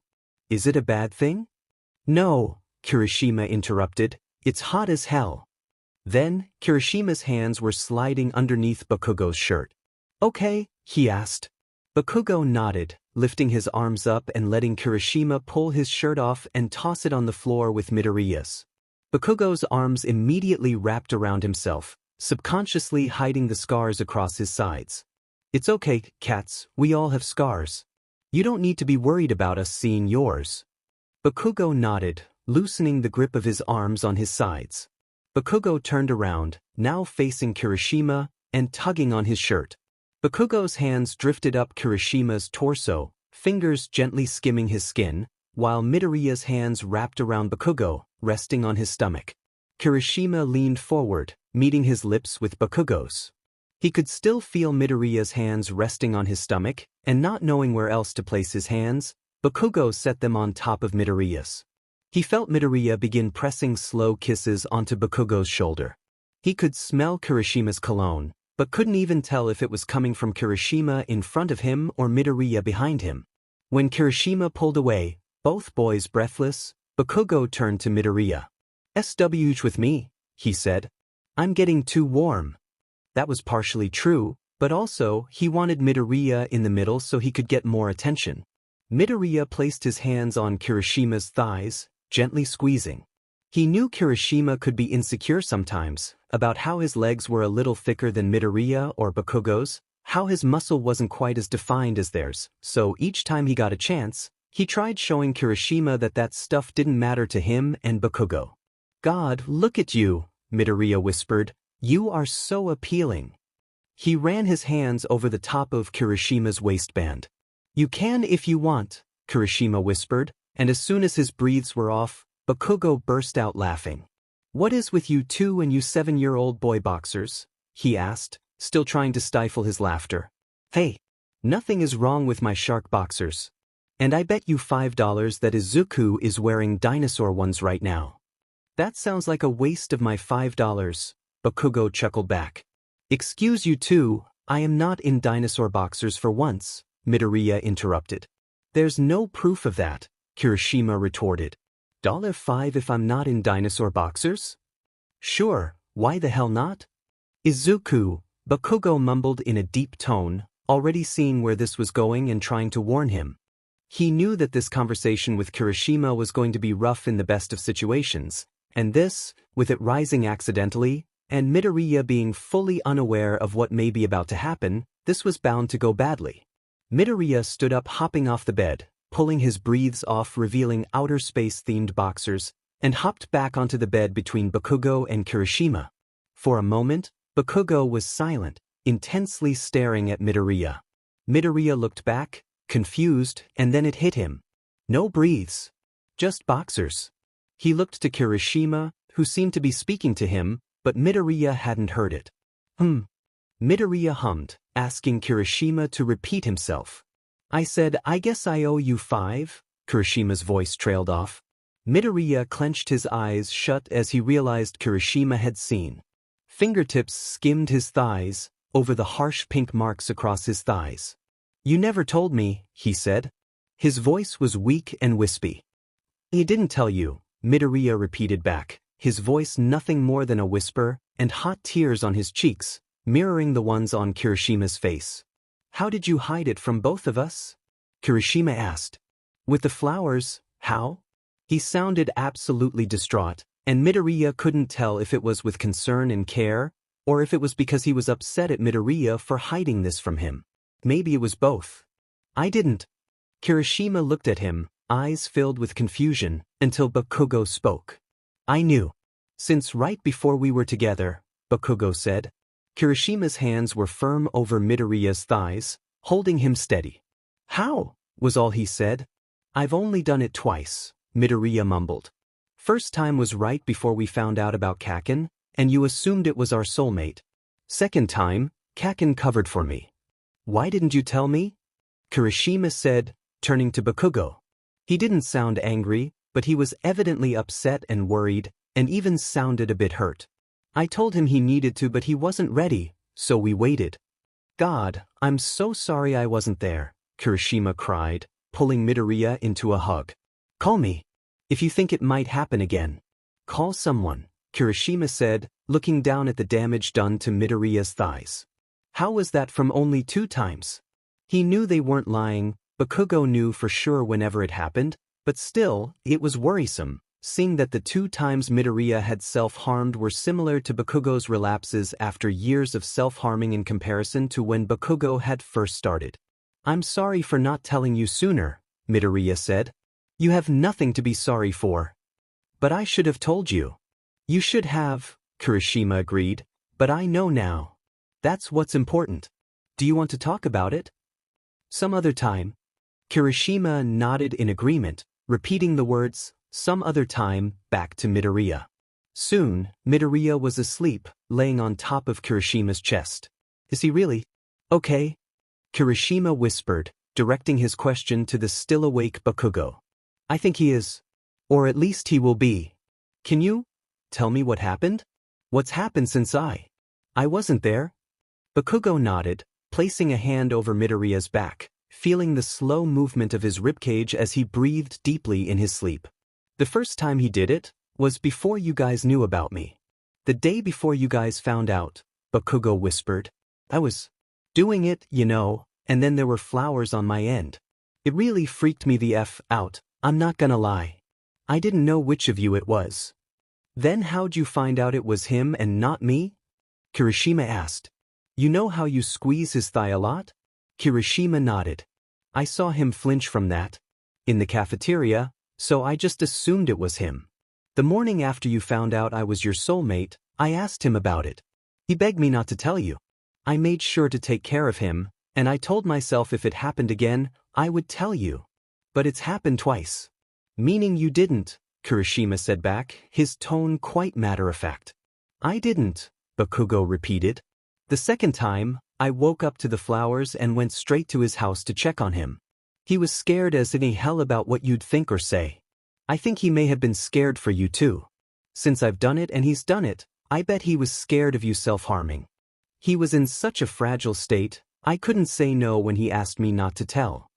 Bakugo paused, turning over on his side to face both Midoriya and Kirishima more. He shifted his hand across Midoriya's back, and instead placed it halfway over Kirishima's hand, also resting on Midoriya. Since then, I've been telling him he needed to talk to you about it, but I wasn't going to go tell you without him knowing or being okay with it. Thank you, was all Kirishima said.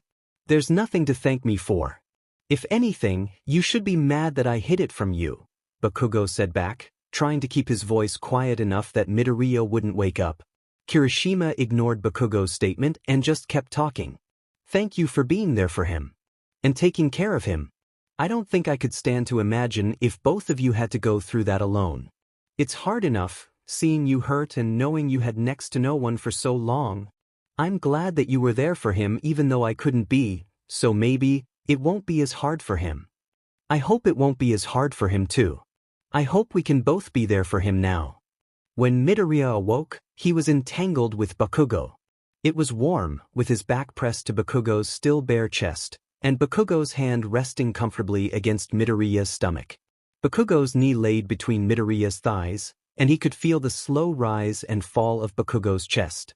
It was cozy and warm, in Bakugo's arms, and he never wanted to leave, but as he looked around, Kirishima was nowhere to be seen. He basked in the comfort for a few more moments, hoping that Kirishima may appear, coming back from the bathroom or from getting a glass of water, and save him from having to leave the bed. Kirishima did not, and Midoriya forced himself out of Bakugo's arms. As he moved, he was careful to not wake Bakugo, and he was quiet as he pulled on a loose pair of shorts and one of Kirishima's hoodies. The bedroom wasn't cold per se, but after the warmth of laying with Bakugo, Midoriya couldn't stop his persistent shiver. It was dark, but it only took a few moments of Midoriya blindly pawing around to find a blanket and wrap it around his shoulders. The first place he checked for Kirishima was the bathroom. He knew it wasn't likely that he was there, but Midoriya knew that was the first place he would look for Bakugo if he went missing in the night, and that would be the most logical place to look for himself. When Kirishima wasn't there, Midoriya proceeded onto the kitchen, thinking that possibly Kirishima had needed a midnight snack. Again, Kirishima wasn't there. Similarly, the dining room was empty. When he finally made his way to the living room, he was getting desperate. He didn't know what to do if he didn't find Kirishima. There was no one and nothing on the sofa, and the various chairs were the same. His eyes glanced over the rest of the room, and found that in the corner of the room, leaning against the wall, sat Kirishima. "Hey," Midoriya whispered. His voice was gentle as he walked over to where Kirishima sat. "Are you doing okay?" Kirishima shrugged. "Thinking too much?" Kirishima nodded. Midoriya let out a small grunt as he seated himself next to Kirishima, their arms pressed flush against each other. "Was it about last night?" Midoriya asked. "No," Kirishima said. "Not really." His voice was raspy and hushed, and Midoriya could tell, just from the sound, that he had been crying. "When things happen, like last night, I can't really sleep well after."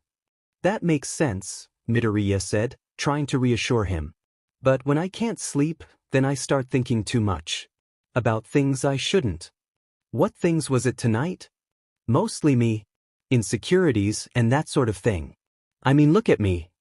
Midoriya let a head fall onto Kirishima's shoulder. "Yes, look at you," he repeated back. Midoriya held Kirishima's hand in his own, tracing small designs over his skin. "You're nothing but appealing, Eijiro."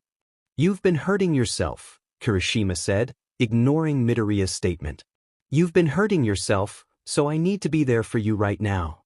So that I can help you." No. I'm not going to claim I'm all better, but I've been doing better. Right now, you're the one who needs taking care of, not me." Midoriya shifted, lifting his head off Kirishima's shoulder and pulling Kirishima down into his lap. Kirishima was tense for a moment, but soon he complied, letting himself sink into Midoriya, using the boy's lap as a pillow. "Yai, will you talk to me? About what you've been thinking about?"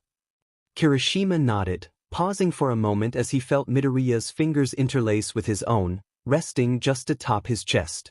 "I was thinking about how I look again. Like, my body." Midoriya was silent, but Kirishima could tell he was listening intently nonetheless. "I was thinking about not eating again. Like I used to in middle school. Kirishima felt Midoriya's other hand make its way to his hair, gently running fingers through it. I just couldn't stop thinking that having thicker thighs or a bigger stomach isn't manly. As Kirishima turned, burying his face in Midoriya's stomach, Midoriya could tell he was done sharing, for now at least. There's nothing unmanly about your thighs or your stomach, Midoriya began saying, trying to be careful of his wording. He himself had never dealt with this sort of thing, and he didn't want to accidentally say anything wrong that could potentially further trigger his boyfriend. And I happen to find them rather attractive, Midoriya said, a red-hot blush spreading over both his face and Kirishima's. He continued, and eating food, it really helps you. Kirishima snorted. I bet heroes eat a lot, so that they have enough energy to train, and so they have energy to save people. I bet they do, Kirishima mumbled, a small smile on his face. Midoriya looked at the clock, seeing it was nearing 4 a.m. Have you slept at all yet? He asked. Kirishima shook his head. Do you want to go to bed? No. Your lap's really cozy. Midoriya nodded. Just try to get some rest, he whispered, continuing to run his fingers through Kirishima's bright red hair. It had been nearly 4 weeks since Bakugo had returned to his home, other than the few visits he had to pick up clothes and other things he left there. By now, it was nearly as if more of his stuff was at Kirishima or Midoriya's house than was at his own.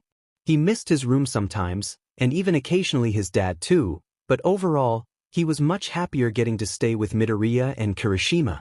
It made him glad his parents had never gotten him a cat or dog like he had begged for years as a child, because he knew that leaving would not be nearly as easy if he had something so important to leave behind. Given how long it had been, he started thinking that maybe he should call his father. It's not like he had done anything so blatantly wrong as his mother had, he had just been oblivious to certain things a parent should do for their children. He knew his relationship with his mother was doomed and likely unfixable, but with his father he thought he might still have a chance. Masaru had reached out to him once or twice to make sure he was doing okay, but Bakugo's answers had been short, curt, and as vague as possible. This specific night, he was staying with Kirishima. Kirishima had stayed inside to work out in preparation for some upcoming endurance tests at school, but Bakugo had gone outside instead, to sit on the porch and enjoy the nice weather. It was a spur-of-the-moment decision when he grabbed his phone out of his pocket and began dialing one of the first phone numbers he'd ever learned. It rang 2 times, and then a voice from the other end said, Katsuki? Hey, old man. Has something happened? Masaru asked. He sounded concerned, which made Bakugo's brow furrow. When had his relationship with his father dissipated so much that they couldn't call without assuming the worst? No, nothing, just hadn't talked to you in a while. So, you're doing okay then? And calling me because you just wanted to talk? Yep, pretty much. How are you and the old hag doing? Well, your mom and I have been doing okay. I miss you plenty, but I think it's better for you when you're away from her. Are you still staying with your soulmates? Yeah, Izuku and Eijiro. I go back and forth every week or so, and I'm at Eijiro's now. So, the red-haired one then? Right. I was talking to Auntie, Izuku's mom Inko, about it, and maybe you could come over for dinner sometime? Both my soulmates would be there, and so would Eijiro's mom. You're invited so long as you don't tell mom about it. I would love to come, Katsuki. Well, I'll message you when we have a date set. And thanks for talking to me. One more thing before you go. I've been doing some research. When you suddenly stopped coming home even more over these past weeks, I started getting more worried for you. And ended up looking more into the issues you have. What FNG issues? He snapped, getting immediately defensive. Self-harm. I wanted to apologize for how I brushed it off in the past. And ask if you're doing okay with that now, I guess? Bakugo let out a sigh, thankful for the direction that their conversation had turned. Yeah, I've been doing pretty good. I'm close to 5 weeks clean now. Izuku and Eijiro have helped a lot. And so has this one teacher of mine. It was uncomfortable talking to his father about it given he found it uncomfortable talking to anyone about such vulnerable topics, but he was thankful for his father's seeming change of heart. I'm glad you're getting better. And I'm proud of you for that. Bakugo just hummed, not knowing what else to say. I hope I see you soon, and I love you. Love you too, Bakugo mumbled quickly, hanging up before Masaru had a chance to comment on it. It had been near impossible to schedule, finding a time that all three parents were off of work, particularly with Inko's odd work schedule. Masaru was the first to arrive to the Kirishima household, excluding Kirishima and his mother, that is. When he entered, he was first greeted by Kirishima's mother. "It's so nice to finally meet you," she said, reaching out to shake a hand. The next to greet him was Kirishima, who very nervously introduced himself as Bakugo's soulmate. "Katsuki and Izuku should be here soon," he tried saying, but was then interrupted by the doorbell. When Inko, Midoriya, and Bakugo stepped inside, Bakugo was the first to speak, just mumbling, "Hey Dad." Midoriya hesitantly reached out, shaking Masaru's hand. "Nice to see you again," he said. "Same to you," Masaru responded, giving Midoriya an awkward but friendly pat on the shoulder.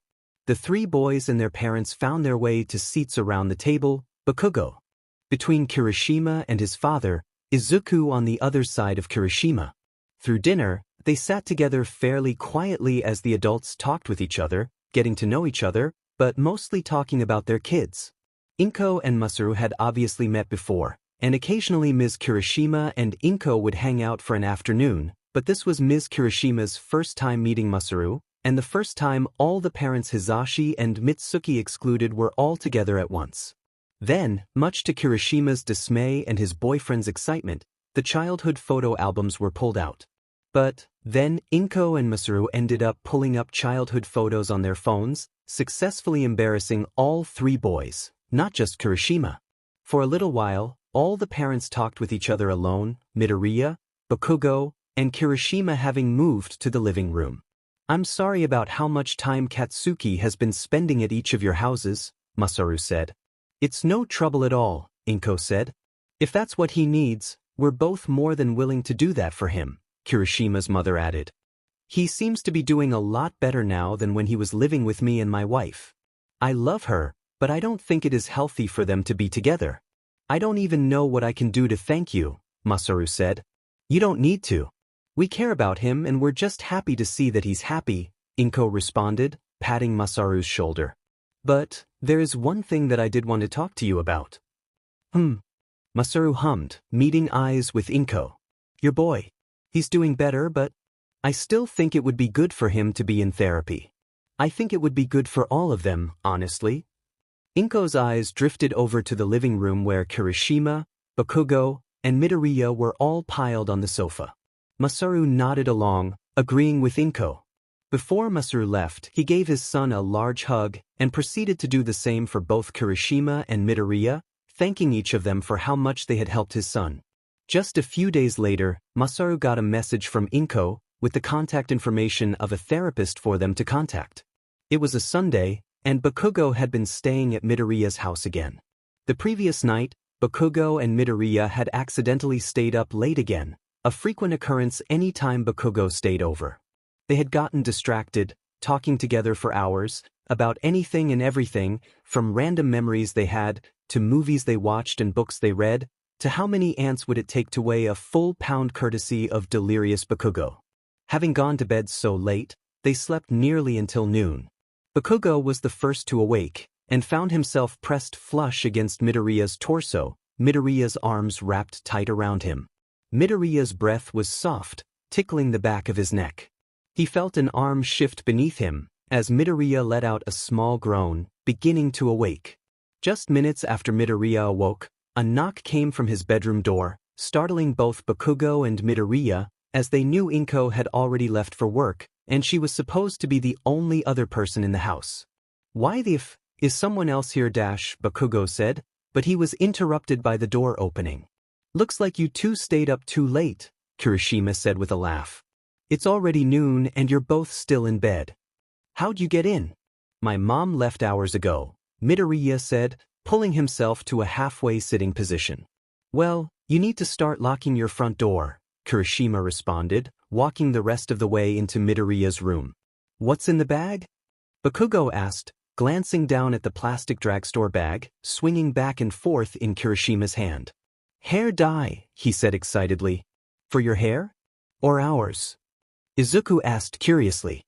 I need to re-dye my roots, but they'll be extra if you want. An hour later, after Midoriya and Katsuki had eaten, the three boys found themselves on the floor of the bathroom. No one spoke of the other times all three boys sat on the floor of a bathroom, but they were all thinking of it. They were all glad the present was not a repeat of the past. Did you want to dye your hair at all?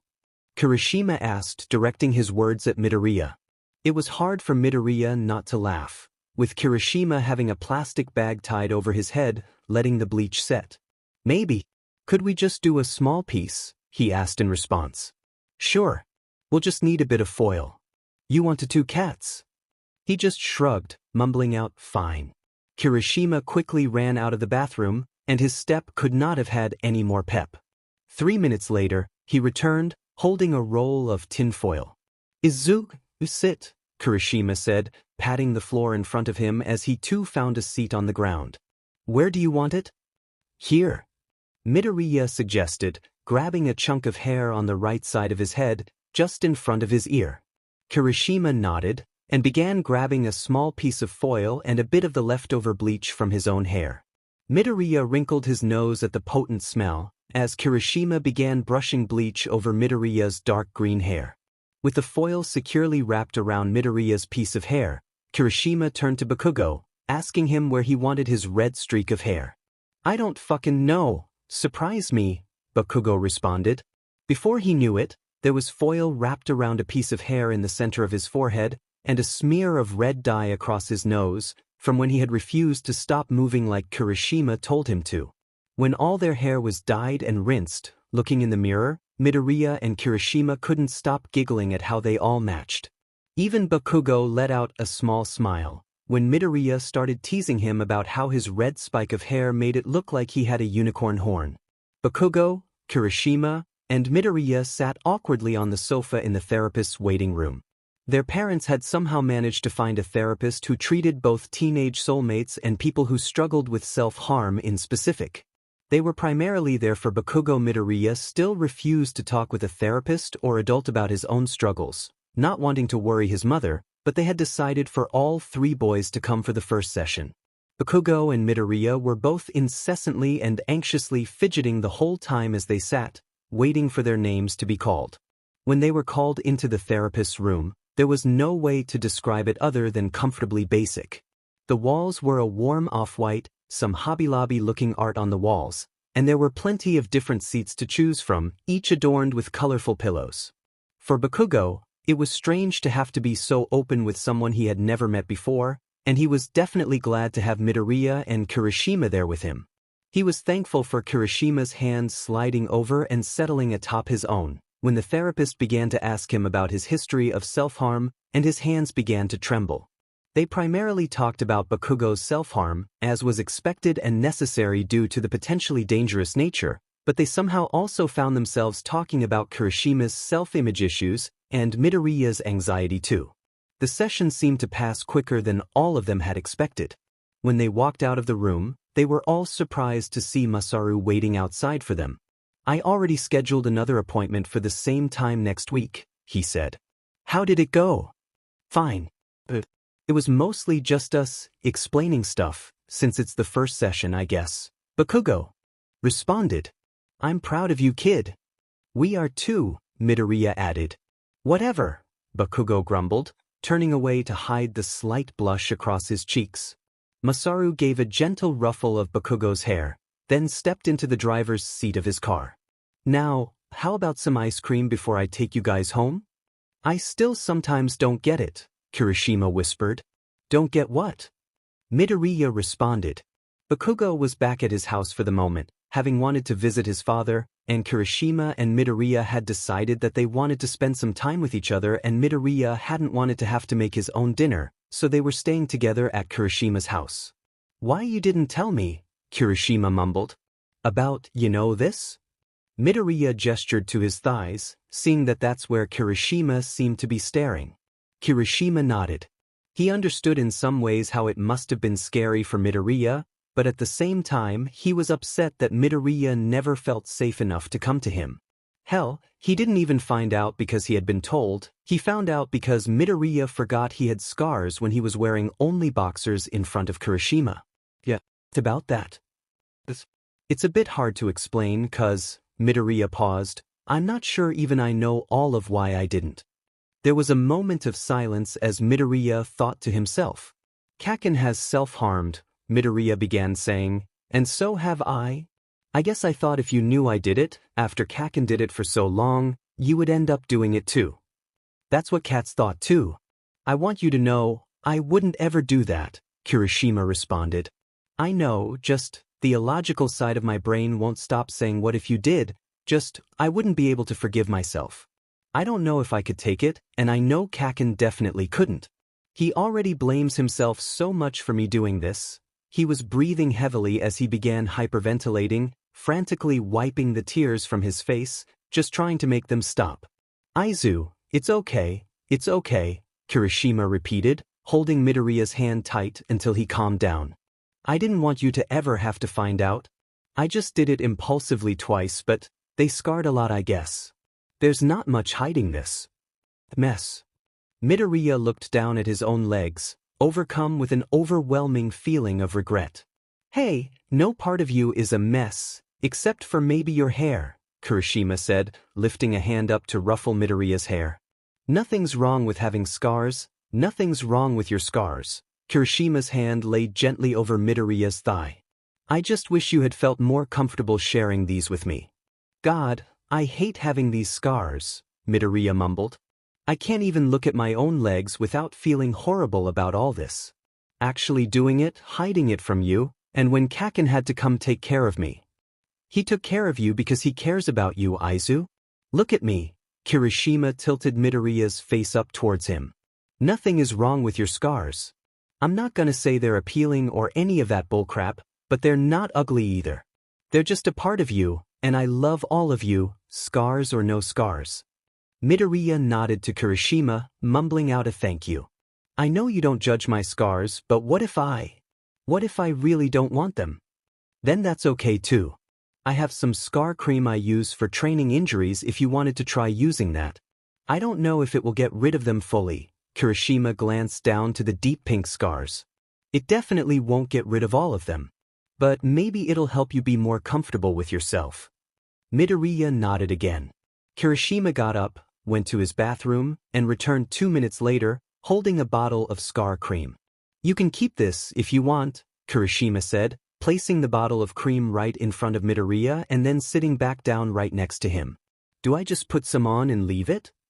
Midoriya asked, holding the bottle in front of his face and reading the label. It worked better for me when I massaged it in. Do you want me to show you?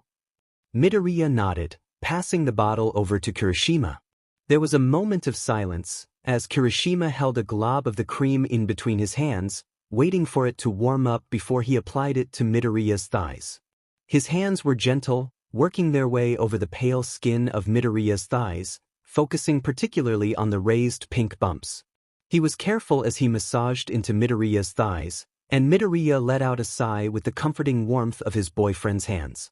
It's weird how Kaken and I feel so differently about the same thing, Midoriya said, as Kirishima continued massaging the cream into Midoriya's thighs. The cream was probably already fully rubbed in, but Kirishima still continued, likely just from liking how much closer it made him feel to his boyfriend. What do you mean by that? Kirishima asked. About the scars. I hate mine, but Kaken he can't stand the thought of not having his. He gets real freaked out whenever his start fading. It's also why he always refuses to get healed by Recovery Girl. I guess everyone does react differently.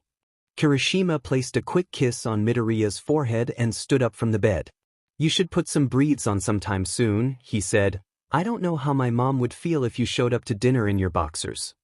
Midoriya's face was overcome with blush as he quickly pulled on the nearest pair of breathes that he saw. Bakugo was spending the week at Kirishima's, and it was getting close to time to go to bed. Jiro, Bakugo whispered, can you finish telling that story? Bakugo and Kirishima laid in bed together, facing each other, legs entangled and faces so close they could feel each other's breath. Which story, Corito? Kirishima whispered back. The one from before we were together, when we called in the middle of the night, and then again at the park with Zuko. Are you feeling okay? It gets a lot darker from where we left off, and I don't want it to affect you or anything. Yeah, I just want to know what happens. Bakugo scooted closer to Kirishima, wrapping his arms around Kirishima's torso and pressing his face into his boyfriend's chest. So, we're starting right after Abe died, I'm pretty sure. Bakugo nodded in agreement. All the time he spent so utterly alone, everyone he ever cared about dead and buried, Raymond couldn't stop thinking. When he returned to the cabin, he immediately headed straight for where they stored their hunting supplies, grabbing the rifle and 2 bullets. First, he found Edmund. Before he even had a chance to say anything about what he had done to Abe, he was on the ground, dead. Raymond still had the respect to bury his own father, but he sure as hell wasn't going to let anyone remember his name. Soon after the dirt had been patted down and the blank stone marker had been placed, Ray too laid on the ground, over his father's grave, rifle fallen beside him, and blood seeping into the dirt. Holy shit, was it originally planned to be that dark? Bakugo asked, pulling himself up to a half-sitting position. Pretty much, but it's not quite over yet, cats. Lay back down. When Raymond finished telling the story of his life, yet also the story of his death, Mer had tears running down their face. I'm ready to play now, if you are, Ray whispered, lifting the violin off the floor. Mer nodded, sitting at the piano, and played the first note. When Raymond joined in, playing the bittersweet notes on his violin, it felt as though there was a montage playing before them. A montage of all the time they had spent together, yet also a montage of Raymond's whole life. People say that as you are dying your life flashes before your eyes, but in the moments before Raymond's death, he saw nothing. Now though, he saw everything. He saw himself, sitting with Bessie and Abe as his mother and grandmother played their duet. He saw himself learning the violin, and practicing whenever he could with Harriet. He saw Bessie and Abe listening intently to his own stories just before their bedtime. He saw himself taking beatings from Edmund so his siblings wouldn't have to. He saw Harriet taking her last breaths, and then Bessie taking hers too. He saw his own hands, blistered and bleeding, sitting on the ground just in front of 2 new mounds of dirt, each marked with a gravestone. He saw Abe, sobbing each and every night, missing the mother he never had, missing his grandmother and sister, praying he had any other father than the one he was stuck with. He saw Abe's bloodied, bruised body limp on the forest floor, still living, yet with no will left to live. He saw the life leave his little brother's eyes. He saw his father's body, his father's blood covering his hands, and then, finally, he saw his own body, just as lifeless as the rest of them. There was a bright light, and he barely even noticed he was playing the violin anymore. He couldn't even tell if the light was moving closer to him, or if he was stepping closer to it. As it got nearer, Raymond could see through to the other side. Glancing over to Raymond, Mer could see him fading away, yet he looked happy. On the other side, there sat Bessie, sitting in Caitlin's lap, laughing and smiling with the mother she barely got to know in life. Next to Bessie and Caitlin stood Harriet. And then there was Abe. He was pristine. His skin was free of bruises, no blood anywhere in sight. The deep eye bags were gone, and his eyes seemed to have regained life to them, despite it being in death. Abe held out a hand, and this time, Raymond was positive he was the one to step forward, grabbing Abe's small hand in his own. The last note of the song was played, the violin clattered to the floor, and Raymond was nowhere to be seen. Thanks for finishing the story, Aijiro, Bakugo whispered. Kirishima didn't say anything in response. Instead, he just smiled as Bakugo cuddled closer to him. Why are you fuckers acting so weird? Bakugo yelled. Midoriya and Kirishima glanced suspiciously back and forth between each other. You'll find out soon, Midoriya said with a giggle. Well, can I at least go get a snack then? No! Midoriya and Kirishima quickly yelled in unison. Bakugo flopped back onto Midoriya's bed with a sigh. Close to 10 minutes later, a buzz came from Midoriya's phone and he jumped up, telling Bakugo that they could go now. When he stepped out of the bedroom and into the kitchen, a look of confusion crossed his face. There were people there? Inko was there, as expected, considering it was her house, but so was Kirishima's mother, Aizawa, and even his own father, Masaru. Surprise, kid, Aizawa said. We wanted to have a little celebration for you, Inko said, giving him a soft smile. What the hell are we celebrating for? Bakugo asked. You're 6 months clean, kiddo.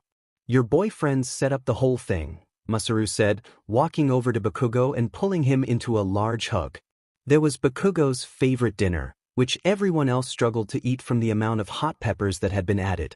Inko had made Katsuki a cake to celebrate spicy chocolate with raspberries that he had at least 2 large slices of. They all sat in the living room together, Bakugo sitting between Midoriya and his father. Midoriya leaned over, whispering into Bakugo's ear, You should put on a movie and I'll go grab some board games, okay? Everybody, Kirishima, Midoriya, Bakugo, Aizawa, Masaru, Inko, and Ms. Kirishima, played card games together. Bakugo had turned on some Ghibli movies in the background. Once they reached the 3rd movie, everyone had begun to get a bit too tired to continue playing games. Bakugo returned from sitting on the floor to sitting back on the sofa, between his father and Kirishima this time, with Midoriya sitting on the other side of Kirishima. As the movie continued playing, Bakugo began dozing off, falling onto his father's shoulder, and napping there until the movie finished. Katsuki, I need to go home soon, Masaru whispered, not wanting to wake the boy but also not wanting to leave without saying goodbye. Bakugo grumbled in response, nowhere near awake but still not fully sleeping. I'm proud of you, Katsuki, he whispered, saying a quick, I love you, and goodbye. Bye, Dad. Love you, Bakugo mumbled back, rolling over from leaning on his father to leaning on Kirishima instead. Once everyone had left, the 3 boys returned to Midoriya's bedroom. Katsuki, Kirishima whispered, holding both Bakugo's hands in his. We're so incredibly proud of you. You've come so far and I know it's been hard for you, but we're both so proud. He leaned forward, placing a gentle kiss onto Bakugo's lips, and for once, there was no whines of no fair coming from Midoriya. When he pulled away, Bakugo was quickly wrapped in a giant hug by Midoriya, who was repeatedly whispering how proud he was of Bakugo. Gently kissing the boy as well, Midoriya pulled away for just half a second, just inches between their faces and arms still wrapped around each other's necks. You're so strong, Midoriya whispered, his breath tickling Bakugo's face. Thank you, he whispered back. Tears ran down his face, but for once, they weren't bad ones of sadness or insecurity. For once, they were tears of happiness. And for once, Bakugo believed him. He was strong.